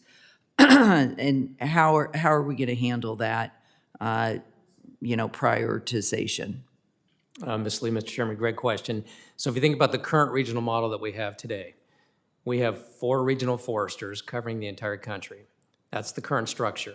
So we have a regional forester in Portland that has responsibility for California, Oregon, Washington, and Alaska. So in my overall view is we are going to have better coverage with the state director model that we're proposing here today than we currently have. We looked at, we can't have a state director in every state. In the East, protecting the South, and in the Northeast, we have multiple states under a single state director, just given the footprint. So as was mentioned, we have about a 6.3 million acre forest in Nevada. It's close to California, but we also looked at California's got about 20 million acres of national forest. There's a single director there. Utah's got a larger footprint in terms of national forest. I think we have a little over 8 million acres. So we tried to look at states that were adjacent to each other, what would make sense to maybe have some joint shared direction and leadership. So if for some reason we get into this and we realize we don't have enough support for Nevada, that's something we can always look at. We're adaptable. We're gonna make mistakes, I guarantee it. We're gonna fall down, hopefully pick something up off the ground when we fall down and learn from that. But right now we try to take our best shot at where it makes sense to consolidate states, where we can have single leadership. But it's not gonna negate the need to work with folks. Like I said, right now we have a regional forester covering 4 states, 5 states in many cases. We have an individual in the East that's covering more than 20 states. So this is gonna be a better model overall, but there will be some consolidation with states in terms of how we jointly manage those states. But if we miss the boat, we'll take a hard look at this as we proceed. Thank you. I mean, obviously a concern as we head into wildfire season, so hopefully there's not going to be a big mistake, but hopefully we can correct it if there is. Thank you. Gentlelady's time has expired, and I'll recognize Representative Malloy from Utah for her questioning. Thank you, Mr. Chairman. Chief Schultz, thanks for being here. Yes, It's good ma'am. to see you. I'm excited about the headquarters moving to Salt Lake City. I think everybody in my state is. We really appreciate that decision. And I have a high level of confidence that the state-based leadership model is going to be an improvement for people who spend their time and make their living on Forest Service land. So we're looking forward to seeing how that plays out. And we spend a lot of time in committee hearings telling agencies what we think they've done wrong, so I want to give credit where it's due. I've really appreciated that you've had personnel willing to show up in Utah when we've had issues that we need solved. Particularly in Garfield County, we had a road that needed to be maintained and things were getting bogged down, and your people showed up, sorted it out. The county's very happy, so thank you for having that kind of leadership. And one other thing, I was glad to hear you talk about certainty of supply for sawmills. This is something we've been talking about in Utah for a long time. We don't have large sawmills in Utah, we have small ones, and it's particularly tough to get financing for a small sawmill if you don't know you have certainty of supply. If they have to be able to relocate every 15 or 20 years, that's got to be something that they have in their plans. And so I also appreciate the long-term planning from the Forest Service that allows private individuals to do long-term planning and business planning. But as my now absent colleague from Nevada pointed out, on that map, Utah is the only state in the West that's completely red. We're very dry this year. We had almost no snow, and the wildfire season is concerning to everybody. And you've talked about being prepared, but given Utah's emergency conditions, how's the Forest Service prioritizing hazardous fuels work in Utah National Forest before the fires start? Ms. Malloy, Mr. Chairman, great question. So a couple things on the fuels work. We have Region 4, which includes Utah. We had a goal of about 200,000 acres, and we've treated about half of that. Specific to Utah, though, our goal in Utah was just over 80,000 acres, and we've treated about 85% of those goal acres have been treated already this year. So we're actually ahead of schedule in Utah for the fuels treatments that we're looking to do. So we have been very aggressive in getting those field treatments done. Thank you for prioritizing that on this year especially. I also looked in your testimony, you talked about all of the shared stewardship agreements, over 500 shared stewardship agreements across 39 states. I know Utah's been an active participant in that. How can Congress help make Good Neighbor Authority easier for states like Utah to use? Ms. Malloy, Mr. Chairman, one of the things that I've been an advocate for, and it's recognized, it was in the House version of FOFA, and I know the chairman has worked with his staff to advocate for this in the Senate as well, is there's an opportunity in FOFA to allow Good Neighbor Authority receipts to be used on new road construction, and that is a critical function. You think about it, if you own private land, any kind of land you want, if you don't have road access, you can't manage the land, you can't protect communities. So in many cases, the states are doing a lot of work. We see states doing 20 to upwards of 50% of the work on the national forest, and Utah is going to step up. We're going to probably see about a 60% increase in work that we're going to generate in Utah over the next couple years, and the state's going to be at the table helping us get that done. So that's a key piece. So where you could be very helpful is working with your colleagues in the Senate to ensure that that provision for Good Neighbor Authority for that new road construction using the streets, that would be extremely helpful, specific to Good Neighbor Authority. Yes, ma'am.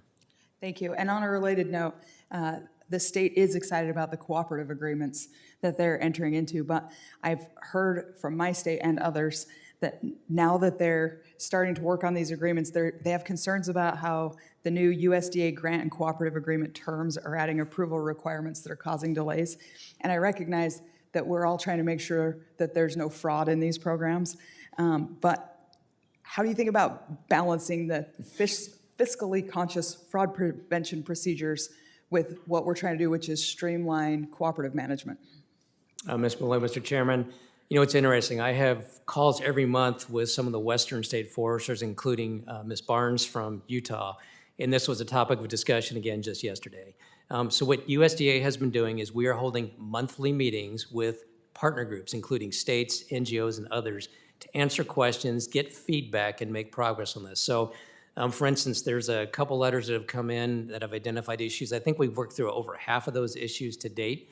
It's not perfect, and there's still things coming forward, but we're listening, we're responding, and as you talk to your state forester and other state foresters, you'll recognize that they still have some frustrations.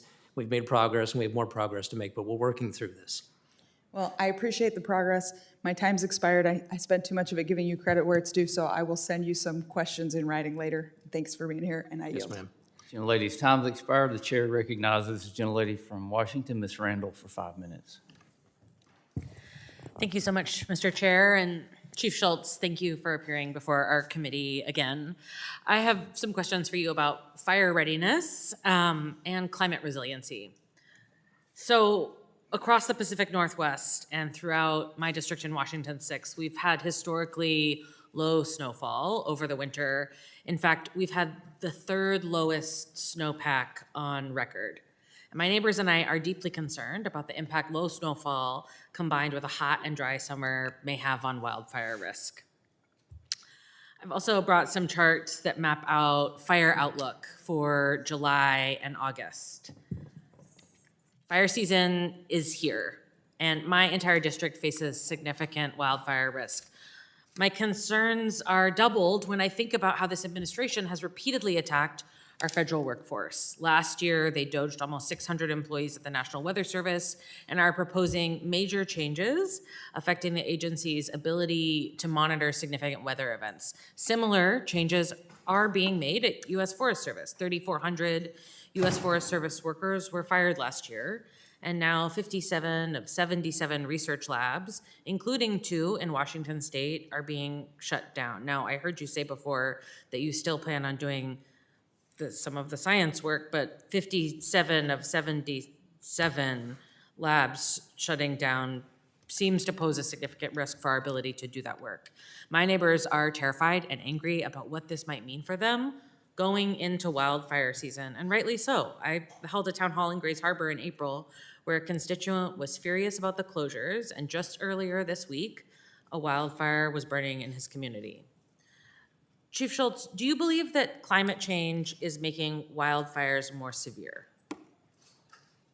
Mr. Randall, Mr. Chairman, climate has been changing, for sure, for millennia. And I do think we have longer, drier fire seasons. It's drought related. We also have higher densities of trees out there on the landscape. So there's a lot of components, but I do think that we do have hotter, drier years that are ahead of us. Yeah, we definitely do have hotter, drier years, and I heard you say the climate has been changing. I'll just say that the science overwhelmingly says that human-caused climate change has a role to play in wildfire, like the seriousness of wildfires. And, I have a New York Times article about climate change making fire weather worse for the world's forests. In Washington, tribal governments and state agencies are taking every precaution to mitigate and prepare for a potentially devastating wildfire season ahead. Washington State Department of Natural Resources has informed me that the general terms and conditions of their partnership with Forest Service conflict with Washington state law and create substantial barriers to getting any work done. We've got $49 million in Washington state that is held up, including $8 million that the state is prepared to invest on the National Forest System for recreation and forest health treatments, but the general terms and conditions are preventing that. 80 million board feet of timber that Washington DNR can help with through Good Neighbor Authority, but they can't sign any new agreements. In my district, we've got critical pass-through funding for volunteer fire departments that is held up. This is on the heels of the largest wildfire in Western Washington in recent history, Bear Gulch Fire. I talked about it in this committee a lot because we had some wild immigration enforcement happening on an active wildfire, and it was finally extinguished in April of this year. Chief Schultz, how is these new terms and conditions and the holdups they're causing in states like Washington helping you achieve the goals of the administration's active management strategy with regards to state forestry agencies? Mr. Randall, Mr. Chairman, this is a similar question that Ms. Malloy asked about terms and conditions. So we are working through this, as I stated. There's a webinar today with states, which the state of Washington will be invited to that.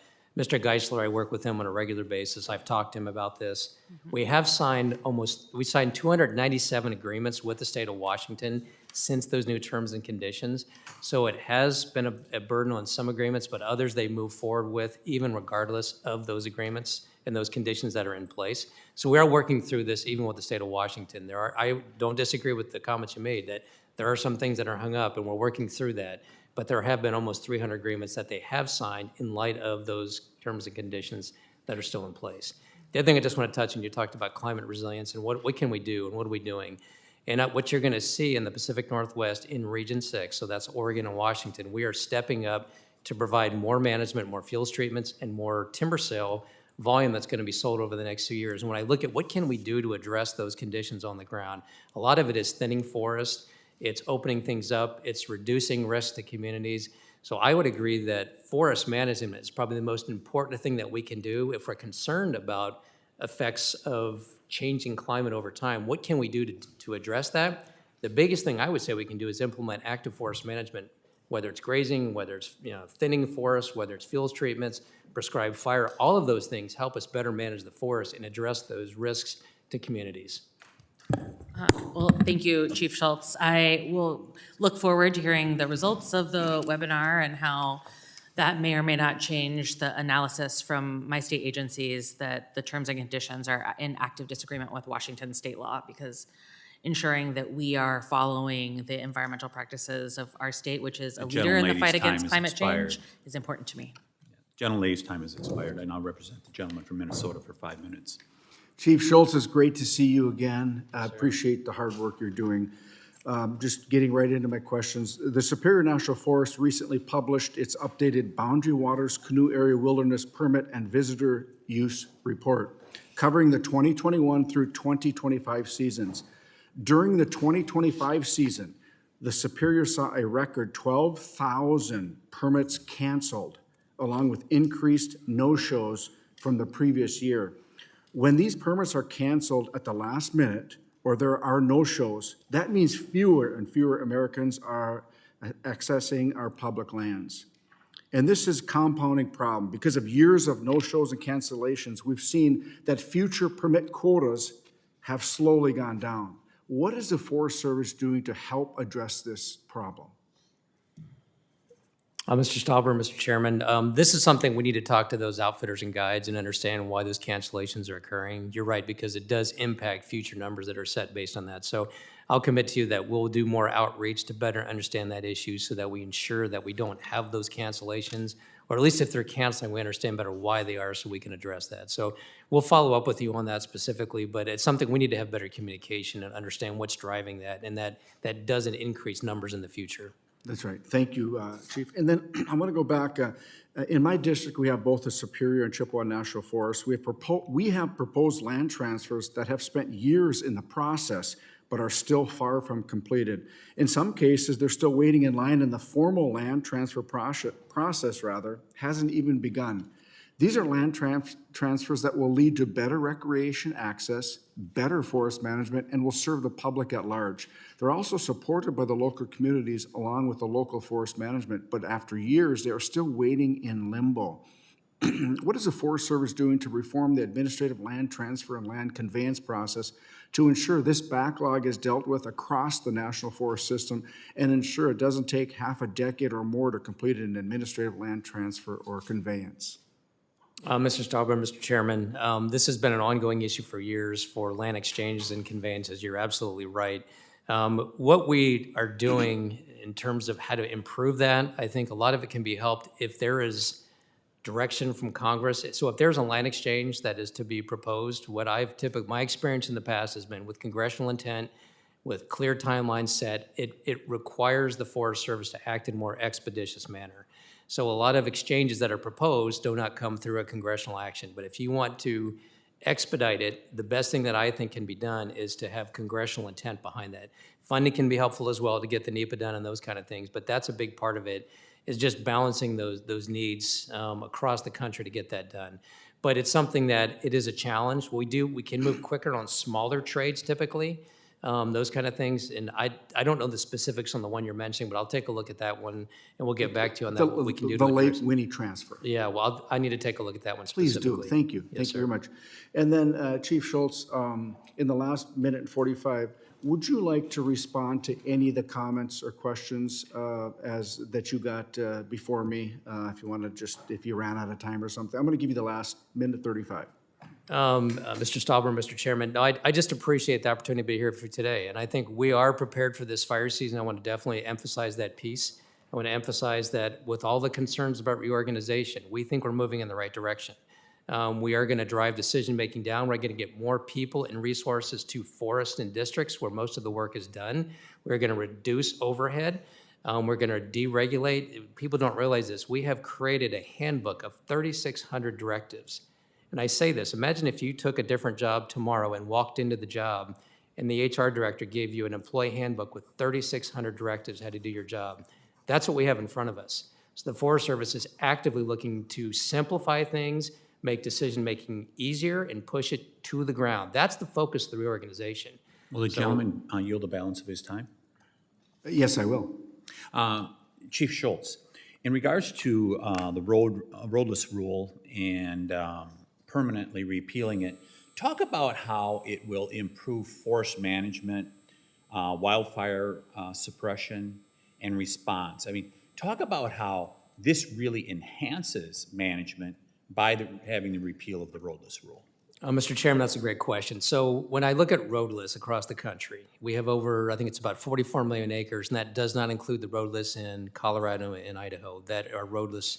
Many of those areas that are roadless actually have roads in them. When those maps were designed back in 2001, they were at a coarser scale, and so it's not uncommon in the West, in many states, whether it's Wyoming or Montana or Idaho, to talk about roaded roadless. What that would do is give us the opportunities to use some of those existing roads, whether it's for fighting fires, whether it's for forest management, whether it's to protect communities. So overall, I think it's going to give us an opportunity to do those things that are common sense approaches to managing the land and protecting communities. I know there's concerns about what does this mean we're going to open up all these roadless areas. No, it doesn't mean we're going to do that. I mean, the reality of it is to build a new road, it's somewhere between $250,000 and $300,000 a mile to build a road. What this is going to focus on is where we're protecting communities, where we're trying to increase active management to do the right thing on the ground, improve forest health. But it's not going to be doing things that don't make sense. I've worked with the sportsman community on this issue, had a lot of dialogue on this. We've had engagement with tribes on this. I know there's been concerns about consultation. We've done this. So anyhow, but it's going to give us better access to manage the land and to protect communities, and that's the short answer. Yield back, Mr. Chair. Gentleman's time has expired, and now recognizes a representative from New Mexico, Ms. Stansberry, for her questioning. Thank you, Mr. Chairman. Chief Schultz, welcome back to the Natural Resources Committee. We're grateful that you're here. I know there's been a lot of focus today on forest management overall and wildfire risk and the reorganization of the Forest Service, and certainly we're very concerned about that in New Mexico, but I want to focus today in particular on the protection of our national forests, which are important to our communities and the cultures of New Mexico, because as it stands right now, the Forest Service is considering transfer of a number of sites across New Mexico that are very culturally important to New Mexicans, to both our tribal communities and our traditional land grant and historic Hispano communities in New Mexico, in particular for the purpose of mining. And I know that earlier this week you were in front of the Senate, and I know that Senator Lujan brought up in particular the possibility that the administration is considering of opening lands in the Cibola National Forest to a foreign mining company for uranium mining. And if you have not been to New Mexico and to the places where uranium mining has historically happened, I would love to invite you to come and to meet, especially with elders in our community, and to really see the impacts and legacy that uranium mining has had in our communities. We understand that the future of our national security and our energy security in this country is what it is, but there are places where it is just not appropriate to mine. And our communities, which predate the United States, have worked for generations to protect places like the Cibola National Forest and the Chama River Valley. And so we beg of you, we cannot allow an international mining company to mine these lands. It's just not an appropriate place to be mining. And there are other places to mine. These are the historic lands of our communities. Likewise, there's a proposal in front of the Forest Service to open the Pecos National Forest outside of Santa Fe to another international mining company. This is what it currently looks like. This is a place where tribal and Hispano communities have fished, hunted, and lived for centuries in New Mexico. Again, Our communities have worked for generations to protect this place. It is not an appropriate place to open for mining.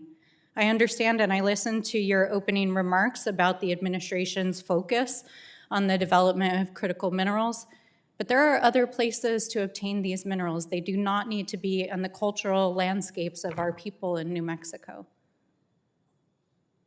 Oak Flat in Arizona, there was legislation passed here in this body against the will of the Apache tribes in both Arizona and New Mexico.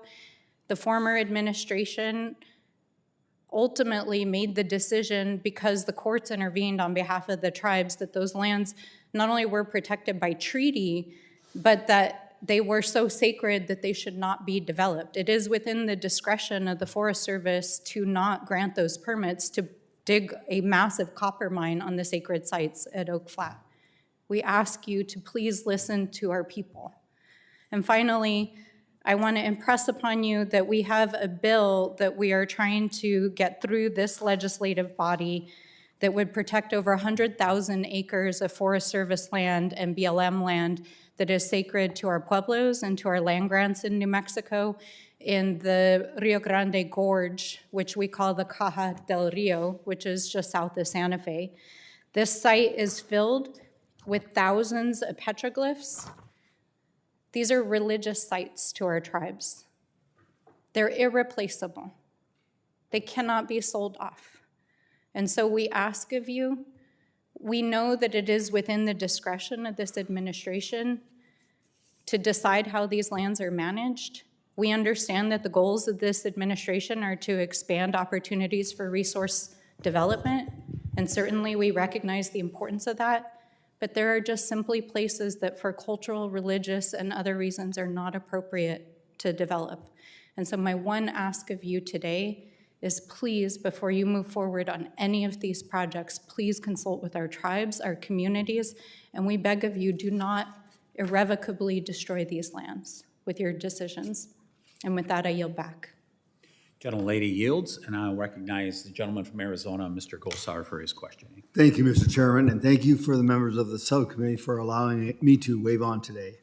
Last month, 2 wildfires, the Jones Fire near Wickenburg and the Hazen Fire in Buckeye, burned within my district. Although both fires were contained on state lands, the checkerboard pattern of federal and state land across much of Arizona complicates wildfire mitigation, coordination, and response efforts. The Dragon, Bravo, and White Sage fires last summer further highlight the urgency needed for a more unified and effective wildfire management strategy. Together, these fires consumed more than 200,000 acres, causing significant damage to the Grand Canyon's North Rim and to the Kaibab National Forest. President Trump, Secretary Burgum, and Secretary Rollins recognized the importance of the challenge through establishment of the U.S. Wildland Fire Service.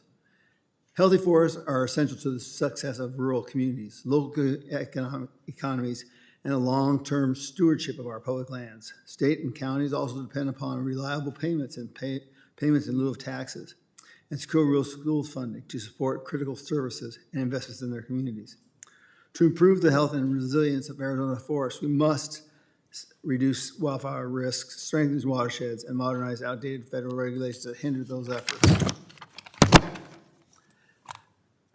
Chief Schultz, are you familiar with, because we've had a lot of droughts and we've been trying to do our conservation. Are you familiar with salt cedars? Yes, sir. Well, salt cedars are the most invasive species in the Southwest. It consumes large amounts of water, crowds out native vegetation, and creates significant wildfire hazards. The invasive species burns intensely and often regenerates more aggressively after a fire, making them difficult to eradicate. By depleting water from neighboring plants, salt cedars threaten both Arizona's ecosystem and the agricultural producers who depend on reliable supplies of water. How do forest restoration, invasive species removal, and hazardous fuels reduction projects affect water yields, watershed health, and the wildlife resilience in Arizona?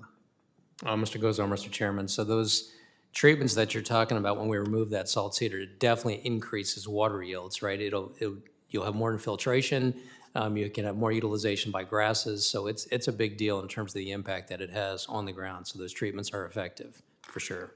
So in states like Arizona, where land ownership is highly checkerboarded, how is the Forest Service coordinating with state, county, and tribal governments to improve risk mitigation and wildfire response efforts? Mr. Gosar, Mr. Chairman, so we have a lot of different fire agreements within the state of Arizona, both with the state and with local volunteer fire departments. So we have a lot of coordination in how we manage the wildfire season. When it comes to treating fuels, we have grants we provide to the states directly. So some of the work that is done on fuel treatments actually comes through the Forest Service that can be used on state and private lands, as well as doing adjacent work to federal lands. So we do a lot of coordination locally with counties and those local governments to ensure that when we're treating land, there's opportunities to treat adjacent private and state lands as well. So I know I've had a number of people come to me from the insurance industry saying, listen, I'm surrounded by Forest Service or BLM, and now I'm downgraded. I have to pay more for my insurance. How are you going to mitigate this? Yes, sir. Mr. Gosar, Mr. Chairman, so what we've been doing, this has been an ongoing process for about 20 years in Arizona. There's this thing called the Wildfire Project. 4 national forests have been working together. I'm very aware of it. Yeah, I know you are. And actually, R4 is the mill that was built. So we talk about if you supply it, will a mill come? And this is a great example in Flagstaff where a mill did locate there with the guarantee of supply. So there is ample supply from the national forest. We saw people make a significant multi-$100 million investment in building a mill in northern Arizona. So that's a good example where we've seen that. We also have talked about some of the market challenges for that low-value material that you're referring to right now through fuels treatments and other things. There is some biomass energy that is used in Arizona. There's an interest in expanding that. So the Forest Service does provide grants to help get some of that work done. But we know that there's more fuels that need to be treated. And the more we can treat that and reduce the risk, it's going to help adjacent landowners' insurance rates for sure. I'd love to work with you on that.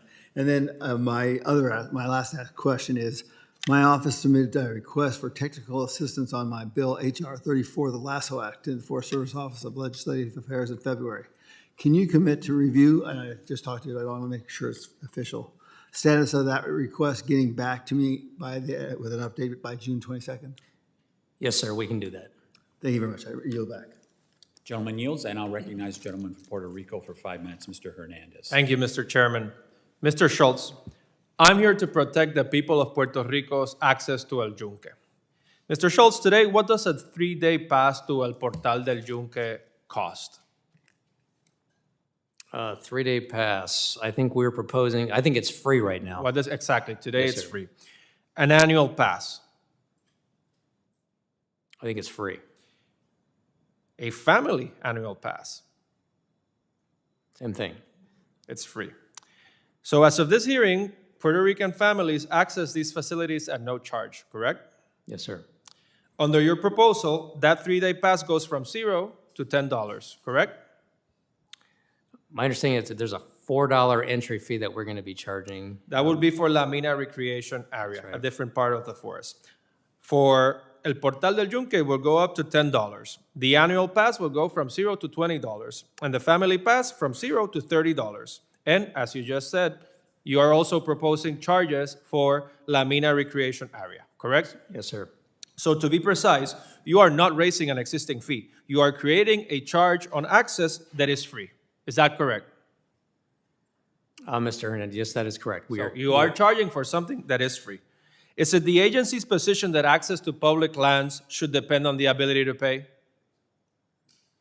Mr. Hernandez, Mr. Chairman, so what we need is, in many cases around the national forest, not just in Puerto Rico, but elsewhere, we do charge for certain sites and for access. But you don't charge for El Yunque right now, and you're proposing to charge. So regardless of what you're telling me, that's the consequence. The people of Puerto Rico will need to pay to access parts of El Yunque that they currently do not need to pay to access.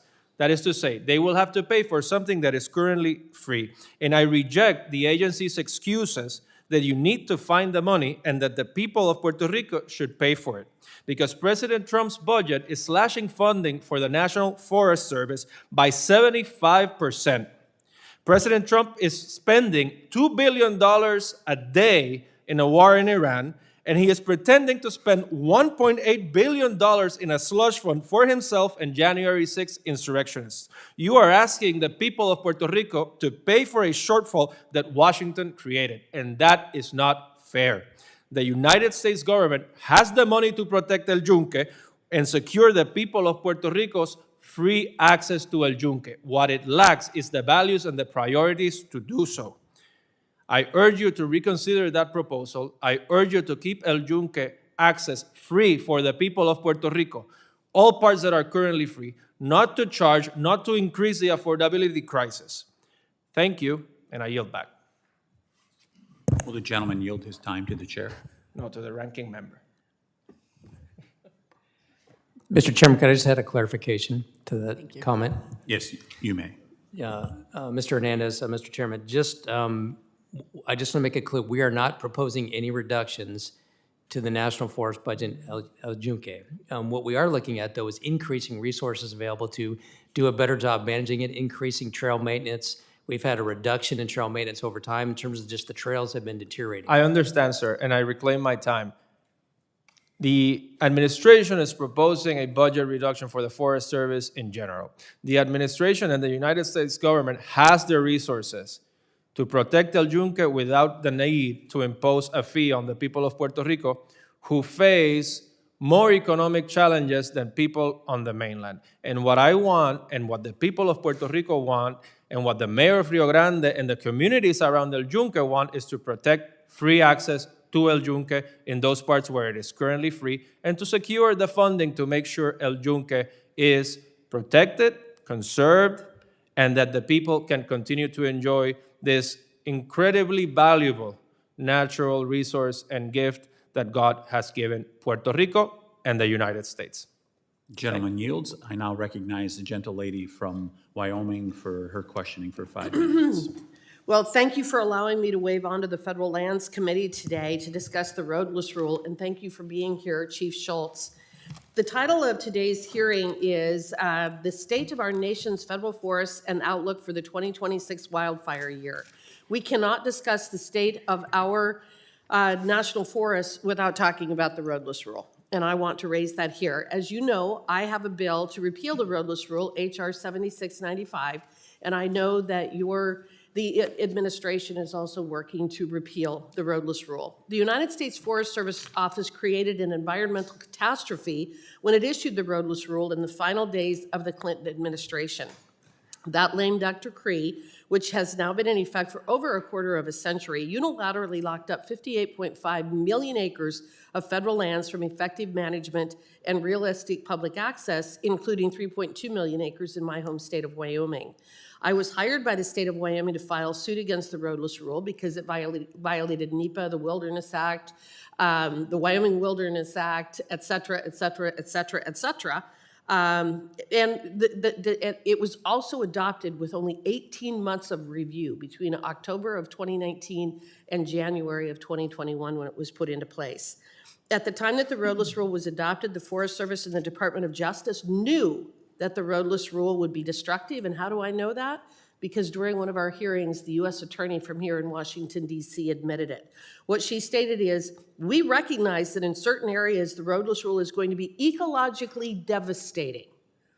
That phrase is burned into my mind, ecologically devastating. But it is more important that we have one rule and one regime coming out of Washington, D.C. to manage these acres than protecting local particular areas. The 2000 GAO report, as well as the comments submitted by foresters and land managers during the original rulemaking process for creating the roadless rule, repeatedly warned, that limiting road access would hinder active management for fuels reduction, insect and disease control, and ecological restoration in the interior West. Our prediction that the roadless rule would devastate large swaths of the interior West was confirmed by a 2021 Johnston study showing that roadless areas have burned at disproportionately higher rates despite being cooler and moister. 25 years later, the Forest Service and USDA report that 28 million acres of inventoried roadless areas, nearly half of the total lands that the Forest Service has, are now at high or very high wildfire hazard potential. Over 8 million acres have burned since 2001. In your view, what impact has the roadless rule had with regard to wildfire risk in our national forests and surrounding lands? Ms. Hagan, Mr. Chairman, it's definitely increased catastrophic wildfire risk for sure. And how does the roadless rule conflict with other federal land management statutes and the Forest Service's multiple use mandate? Ms. Hagan, Mr. Chairman, what it does is it inhibits our ability to manage land just as you outlined, right? So without road access, and as we know in Wyoming in particular, there's a lot of roaded areas in roadless based on how those maps are drawn. So it inhibits our ability to actively manage land, to protect communities, so to get engines in there to fight fire, whether it's doing fuels treatments, as you indicated, or to do active timber sales, even public access, right? It limits public's access to enjoy their national forest. So all of those things are at risk with the rule as it's currently drafted. So I appreciate your work and your efforts to repeal that. We've had 25 years of a failed experiment. We now know what the roadless rule has wrought for our national forest and surrounding lands, and it is time to repeal it, both regulatorily as well as through my bill that I have introduced. I'm running out of time, but I also want to thank you. I know that Mr. Boren's name has been raised several times today by the Democrats, by the folks on the other side of the aisle. I don't know why. I assume that they're going to target him and try to attack him and try to force him out of the administration, because they do that. You can watch it happen with a variety of people, the way that they will target someone by name and then start trying to force them out by creating controversy. I want to thank Mr. Boren for the work that he has done on behalf of not my constituents, but actually constituents in Oregon. We had a hearing on water, wildlife, and fisheries talking about the ability to clear rights of way for utilities. And one gentleman from Oregon came and testified that he was here, and 30 years earlier, his predecessor had been sitting in that exact same chair talking about a particular right-of-way, and they had been unable to clear that right-of-way for over 30 years, and the wildfire risk associated with that was astronomical. The secretary was watching that hearing. She texted me immediately, put me in contact with Mr. Boren. I put Mr. Boren in contact with the head of that particular utility, and within a matter of weeks, they had 2 right-of-ways that were cleared out. They got the necessary permits. So Oregon has actually benefited dramatically from this administration, your work, Mr. Boren's work, so I want to thank you for that, and with that, I yield back. Gentlelady yields, and I'll recognize Representative Crank for his questioning for 5 minutes. Well, thank you, Mr. Chairman. The U.S. Forest Service workers have a big responsibility in managing our national forests, and different constraints can limit their ability to respond to events. I do want to bring attention to the fact that the Teller County, Colorado Teller County Sheriff's Office has spent over $500,000 on natural resource protections in Pike National Forest. The U.S. Forest Service has reimbursed on average $10,000 annually for these services that range from issuing speeding tickets and DUIs, responding to medical events, and just this last month putting out over 100 unattended campfires. Would you agree, Chief Schultz, that the Forest Service relies on state and local law enforcement to maintain the rule of law in our national forests, and that this partnership is important to ensure national forests are a safe place to recreate? Mr. Crank, Mr. Chairman, absolutely. The local law enforcement, sheriff's office, local law is critical to ensuring that we have that support. Yeah, absolutely. And I've heard from sheriffs across our state that Forest Service has little to no response capability for incidents that happen in national forests, and that they even prefer for local law enforcement to respond to keep it out of the federal courts for some violations. Given the benefit, Chief, that community LEOs provide to Forest Service, are there better ways the Forest Service can adequately reimburse counties for these duties? Mr. Crank, Mr. Chairman, specific to Colorado, we are still in active discussions with the local sheriff's office on the concerns that you've raised here today. So I think we're going to find some solutions with those folks, but we're still in discussions. But I know they've raised that with us directly, and we are in direct communication with them to try to resolve those concerns. So we're actively pursuing that right now. Thank you. I want to turn now to the Fire Regime 5. I want to emphasize the urgent need for the Senate to take up and pass the Fix Our Forests Act that the House sent over a year ago. And the House passed FOFA, Expanded Categorical Exclusions under the Healthy Forest Restoration Act. They made an important change to allow projects in high-altitude alpine watersheds located within Fire Regime 5 to qualify. The Senate version removed that provision, which is particularly significant for states like Colorado, where many critical watersheds and infrastructure corridors are located in Fire Regime 5 forests. Colorado Springs Utilities, which is in my district, testified before this committee regarding the importance of including Fire Regime 5 within the expanded categorical exclusion authorities to facilitate watershed protection and utility resilience projects. Chief, many of the headwater forests and municipal watersheds in Colorado are classified as Fire Regime 5. What challenges does the Forest Service currently face in planning and approving forest management, fuel reduction, watershed protection projects in these areas? And how would inclusion of Fire Regime 5 in the categorical exclusion help accelerate this work? Yes, sir. Mr. Crank, Mr. Chairman. So just for the audience, Fire Regime 5 is where you have a fire interval return of about every 200 plus years. So this tends to be high elevation. Much of Colorado is high elevation stands. So it can be challenging just given the location of it, the elevation, the slope. That can be challenging to manage those fuels. And as you indicated, that the more opportunities we have with categorical exclusions, it reduces the overall NEPA burden to get that work done, allows us to move more expeditiously and treat those acres. And I've actually met with the Colorado folks you talked about. I've been to Colorado Springs several times, and we've discussed this in particular. There's been a lot of wildfire near Colorado Springs, and those folks are extremely concerned about treating those areas to protect those communities. Just real quick, I don't have too much time here, but wanted to talk just quickly about a national forest plan. One challenge that we have, the Pike-San Isabel National Forest Plan, was developed in 1984, and it's supposed to be updated every 15 years. There's been a lot of amendments to it, but just wanted to see what are the challenges Forest Service has in updating national forest plans, and are there opportunities for Forest Service to partner with local organizations or governments to update these plans? Mr. Crank, Mr. Chairman, actually I was talking about the Pike-San Isabel Forest Plan just the other day. We anticipate moving forward to open that plan up for revision probably within the next 3 years. We have 154 national forests. We typically amend on any given year 10 to 12, and we're constantly in a routine. You're right, 15 years. We don't typically get them done every 15 years. It just ends up being an issue of what forest we prioritize, but that forest has a 1984 plan, probably one of the oldest in the country, and that's one we're definitely focused on in the near term to get that forest plan updated. Thank you, Chief Schultz, and thank you. I yield back.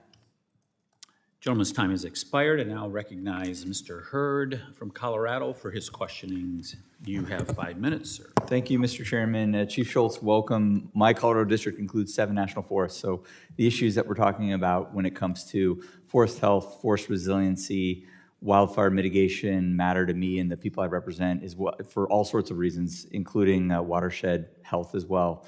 Many of us talk about acres treated, board feet harvested, dollars spent. If you were to look forward 10 years from now, what metric would convince you that forests are actually becoming more resilient and healthy? What should we look to as the most useful metric to know if we're heading in the right direction? Mr. Hurd, Mr. Chairman, that's a great question. So I ask this question a lot. So what we're working with our R&D folks is I look at trends. It's not a one-year snapshot. We talked about trends earlier, the importance of trend data. We have FIA data, forest inventory analysis data. So I can look at trends of forest over 10 years and see whether forest health is increasing or decreasing. So to me, we have a lot of metrics on acres. We focus a lot on acres treated. Sometimes that's a misplaced number. It's more important. A lot of times the specific acres you treat to reduce fuels, not just the sheer number of acres. But what I would say the best indication is a report card looking at the health of the forest in terms of productivity. We can look at growth rates, and in many of the forests in the West, the national forest, we see negative growth rates. So what that means is we have more mortality than we have growth on the forest. And actually, for Mr. Downing, the forest that is in the worst condition of probably all the national forests is the Beaverhead Deer Lodge Forest, We have both the BLM and the Forest Service have significant negative growth rates. So people look at forest as a place that you have a sink or store carbon. We actually have so much mortality, we're releasing more CO2 into the atmosphere than we're storing in many of the national forests, including Colorado. So Colorado is productivity- one of the worst forests we see is in the state of Colorado. So when you say productivity, it's a function of growth rates. Is is. the forest growing or is it not? That's exactly right. We're looking at, we need to have a growth rate, typically on private lands, you would have growth of about 5 to 6% a year. So a negative growth rate is we're not growing those forests, we have the declination, right, through mortality. We have so much mortality, whether it's from fire or insect and disease.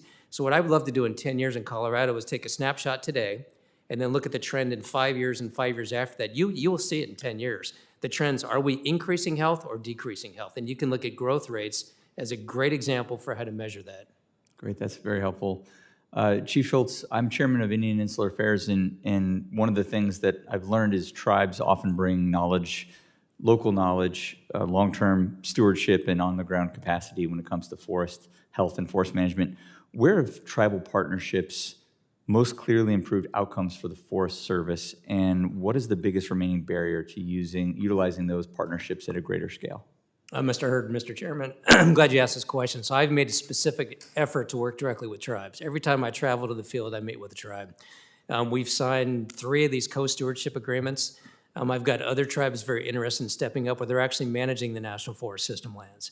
We've done 20-year agreements with some tribes, whether it's in forest management, whether it's in recreation. I mentioned previously in my comments in the Black Hills. We have the Great Sioux Nation is managing the wilderness areas within the Black Hills National Forest.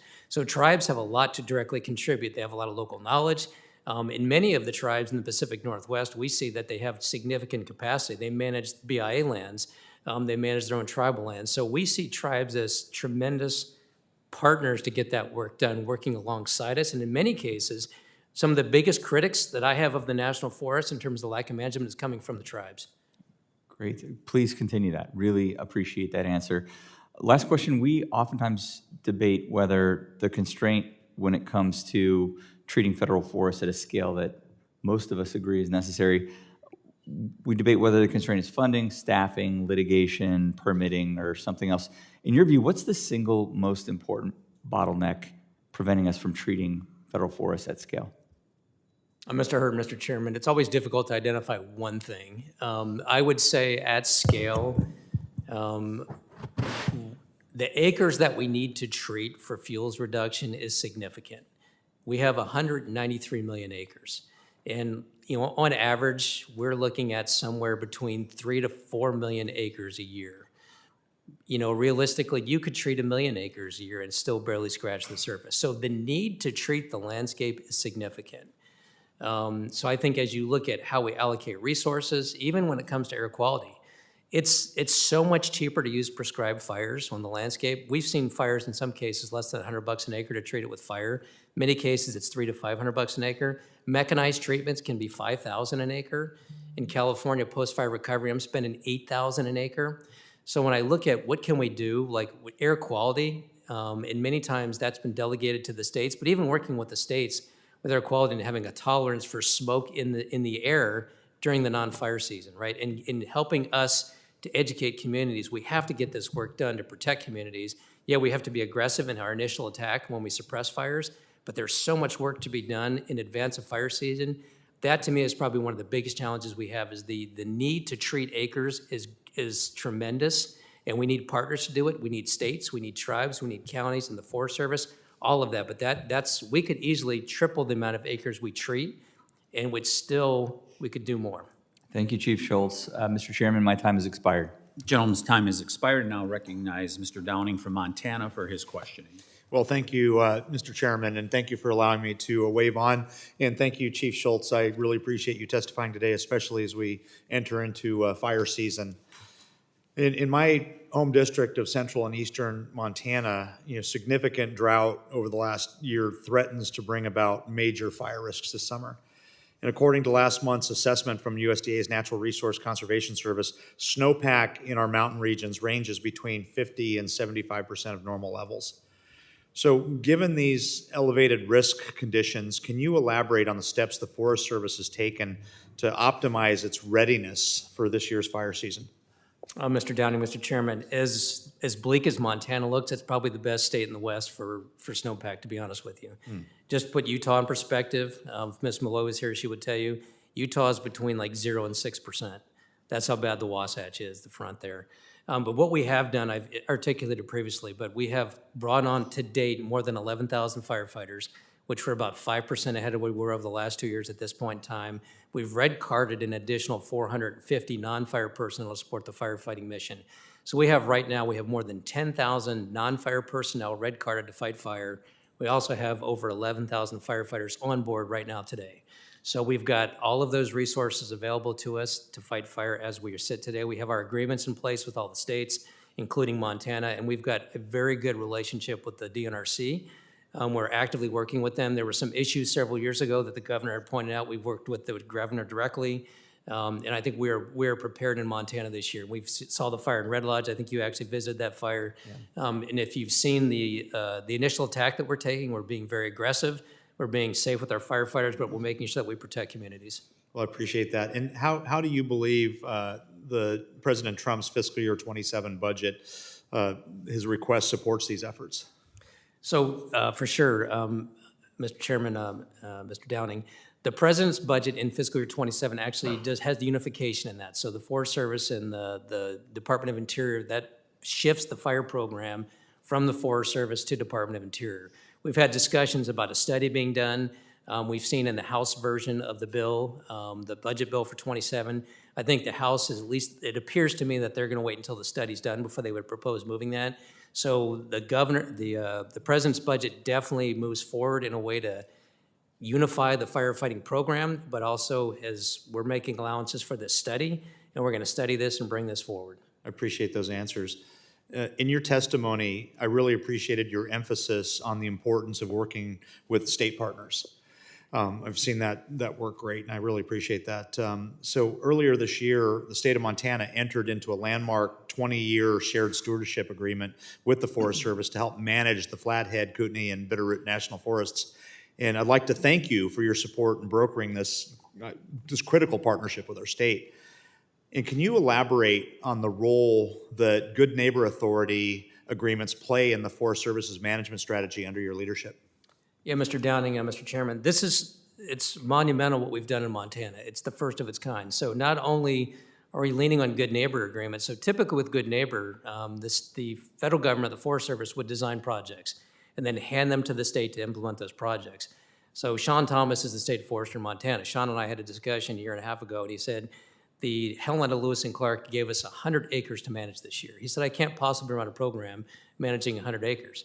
So we sat down and we talked about this. What do we need to do? So instead of waiting for the Forest Service to design projects, and this is going to happen in Montana, the state is going to manage landscapes. They're going to manage up to 300,000 acres. They're not going to wait for the Forest Service to design projects and hand them to the state. The state is going to be the active manager of those lands. So the state can staff accordingly, they can plan accordingly, but they're going to be driving that, working alongside with us. So that's the change there.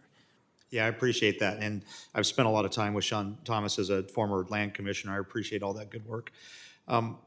So why are state, local, and tribal partners such important assets in the management of Forest Service land?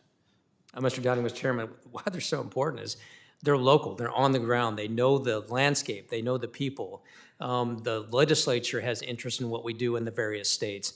It makes sense. We need additional capacity, and the states have that capacity. They have the interest, and it's the way we should be doing things. We've done this in fire for 50 years. We have all of these cooperative agreements in fire where we work together to fight fire across state and federal lands, and we have all of these master agreements. It's basically taking that same model and applying it on the land management side. It's the right thing to do. It makes sense. The states have the interest and the capacity and the expertise to do the work.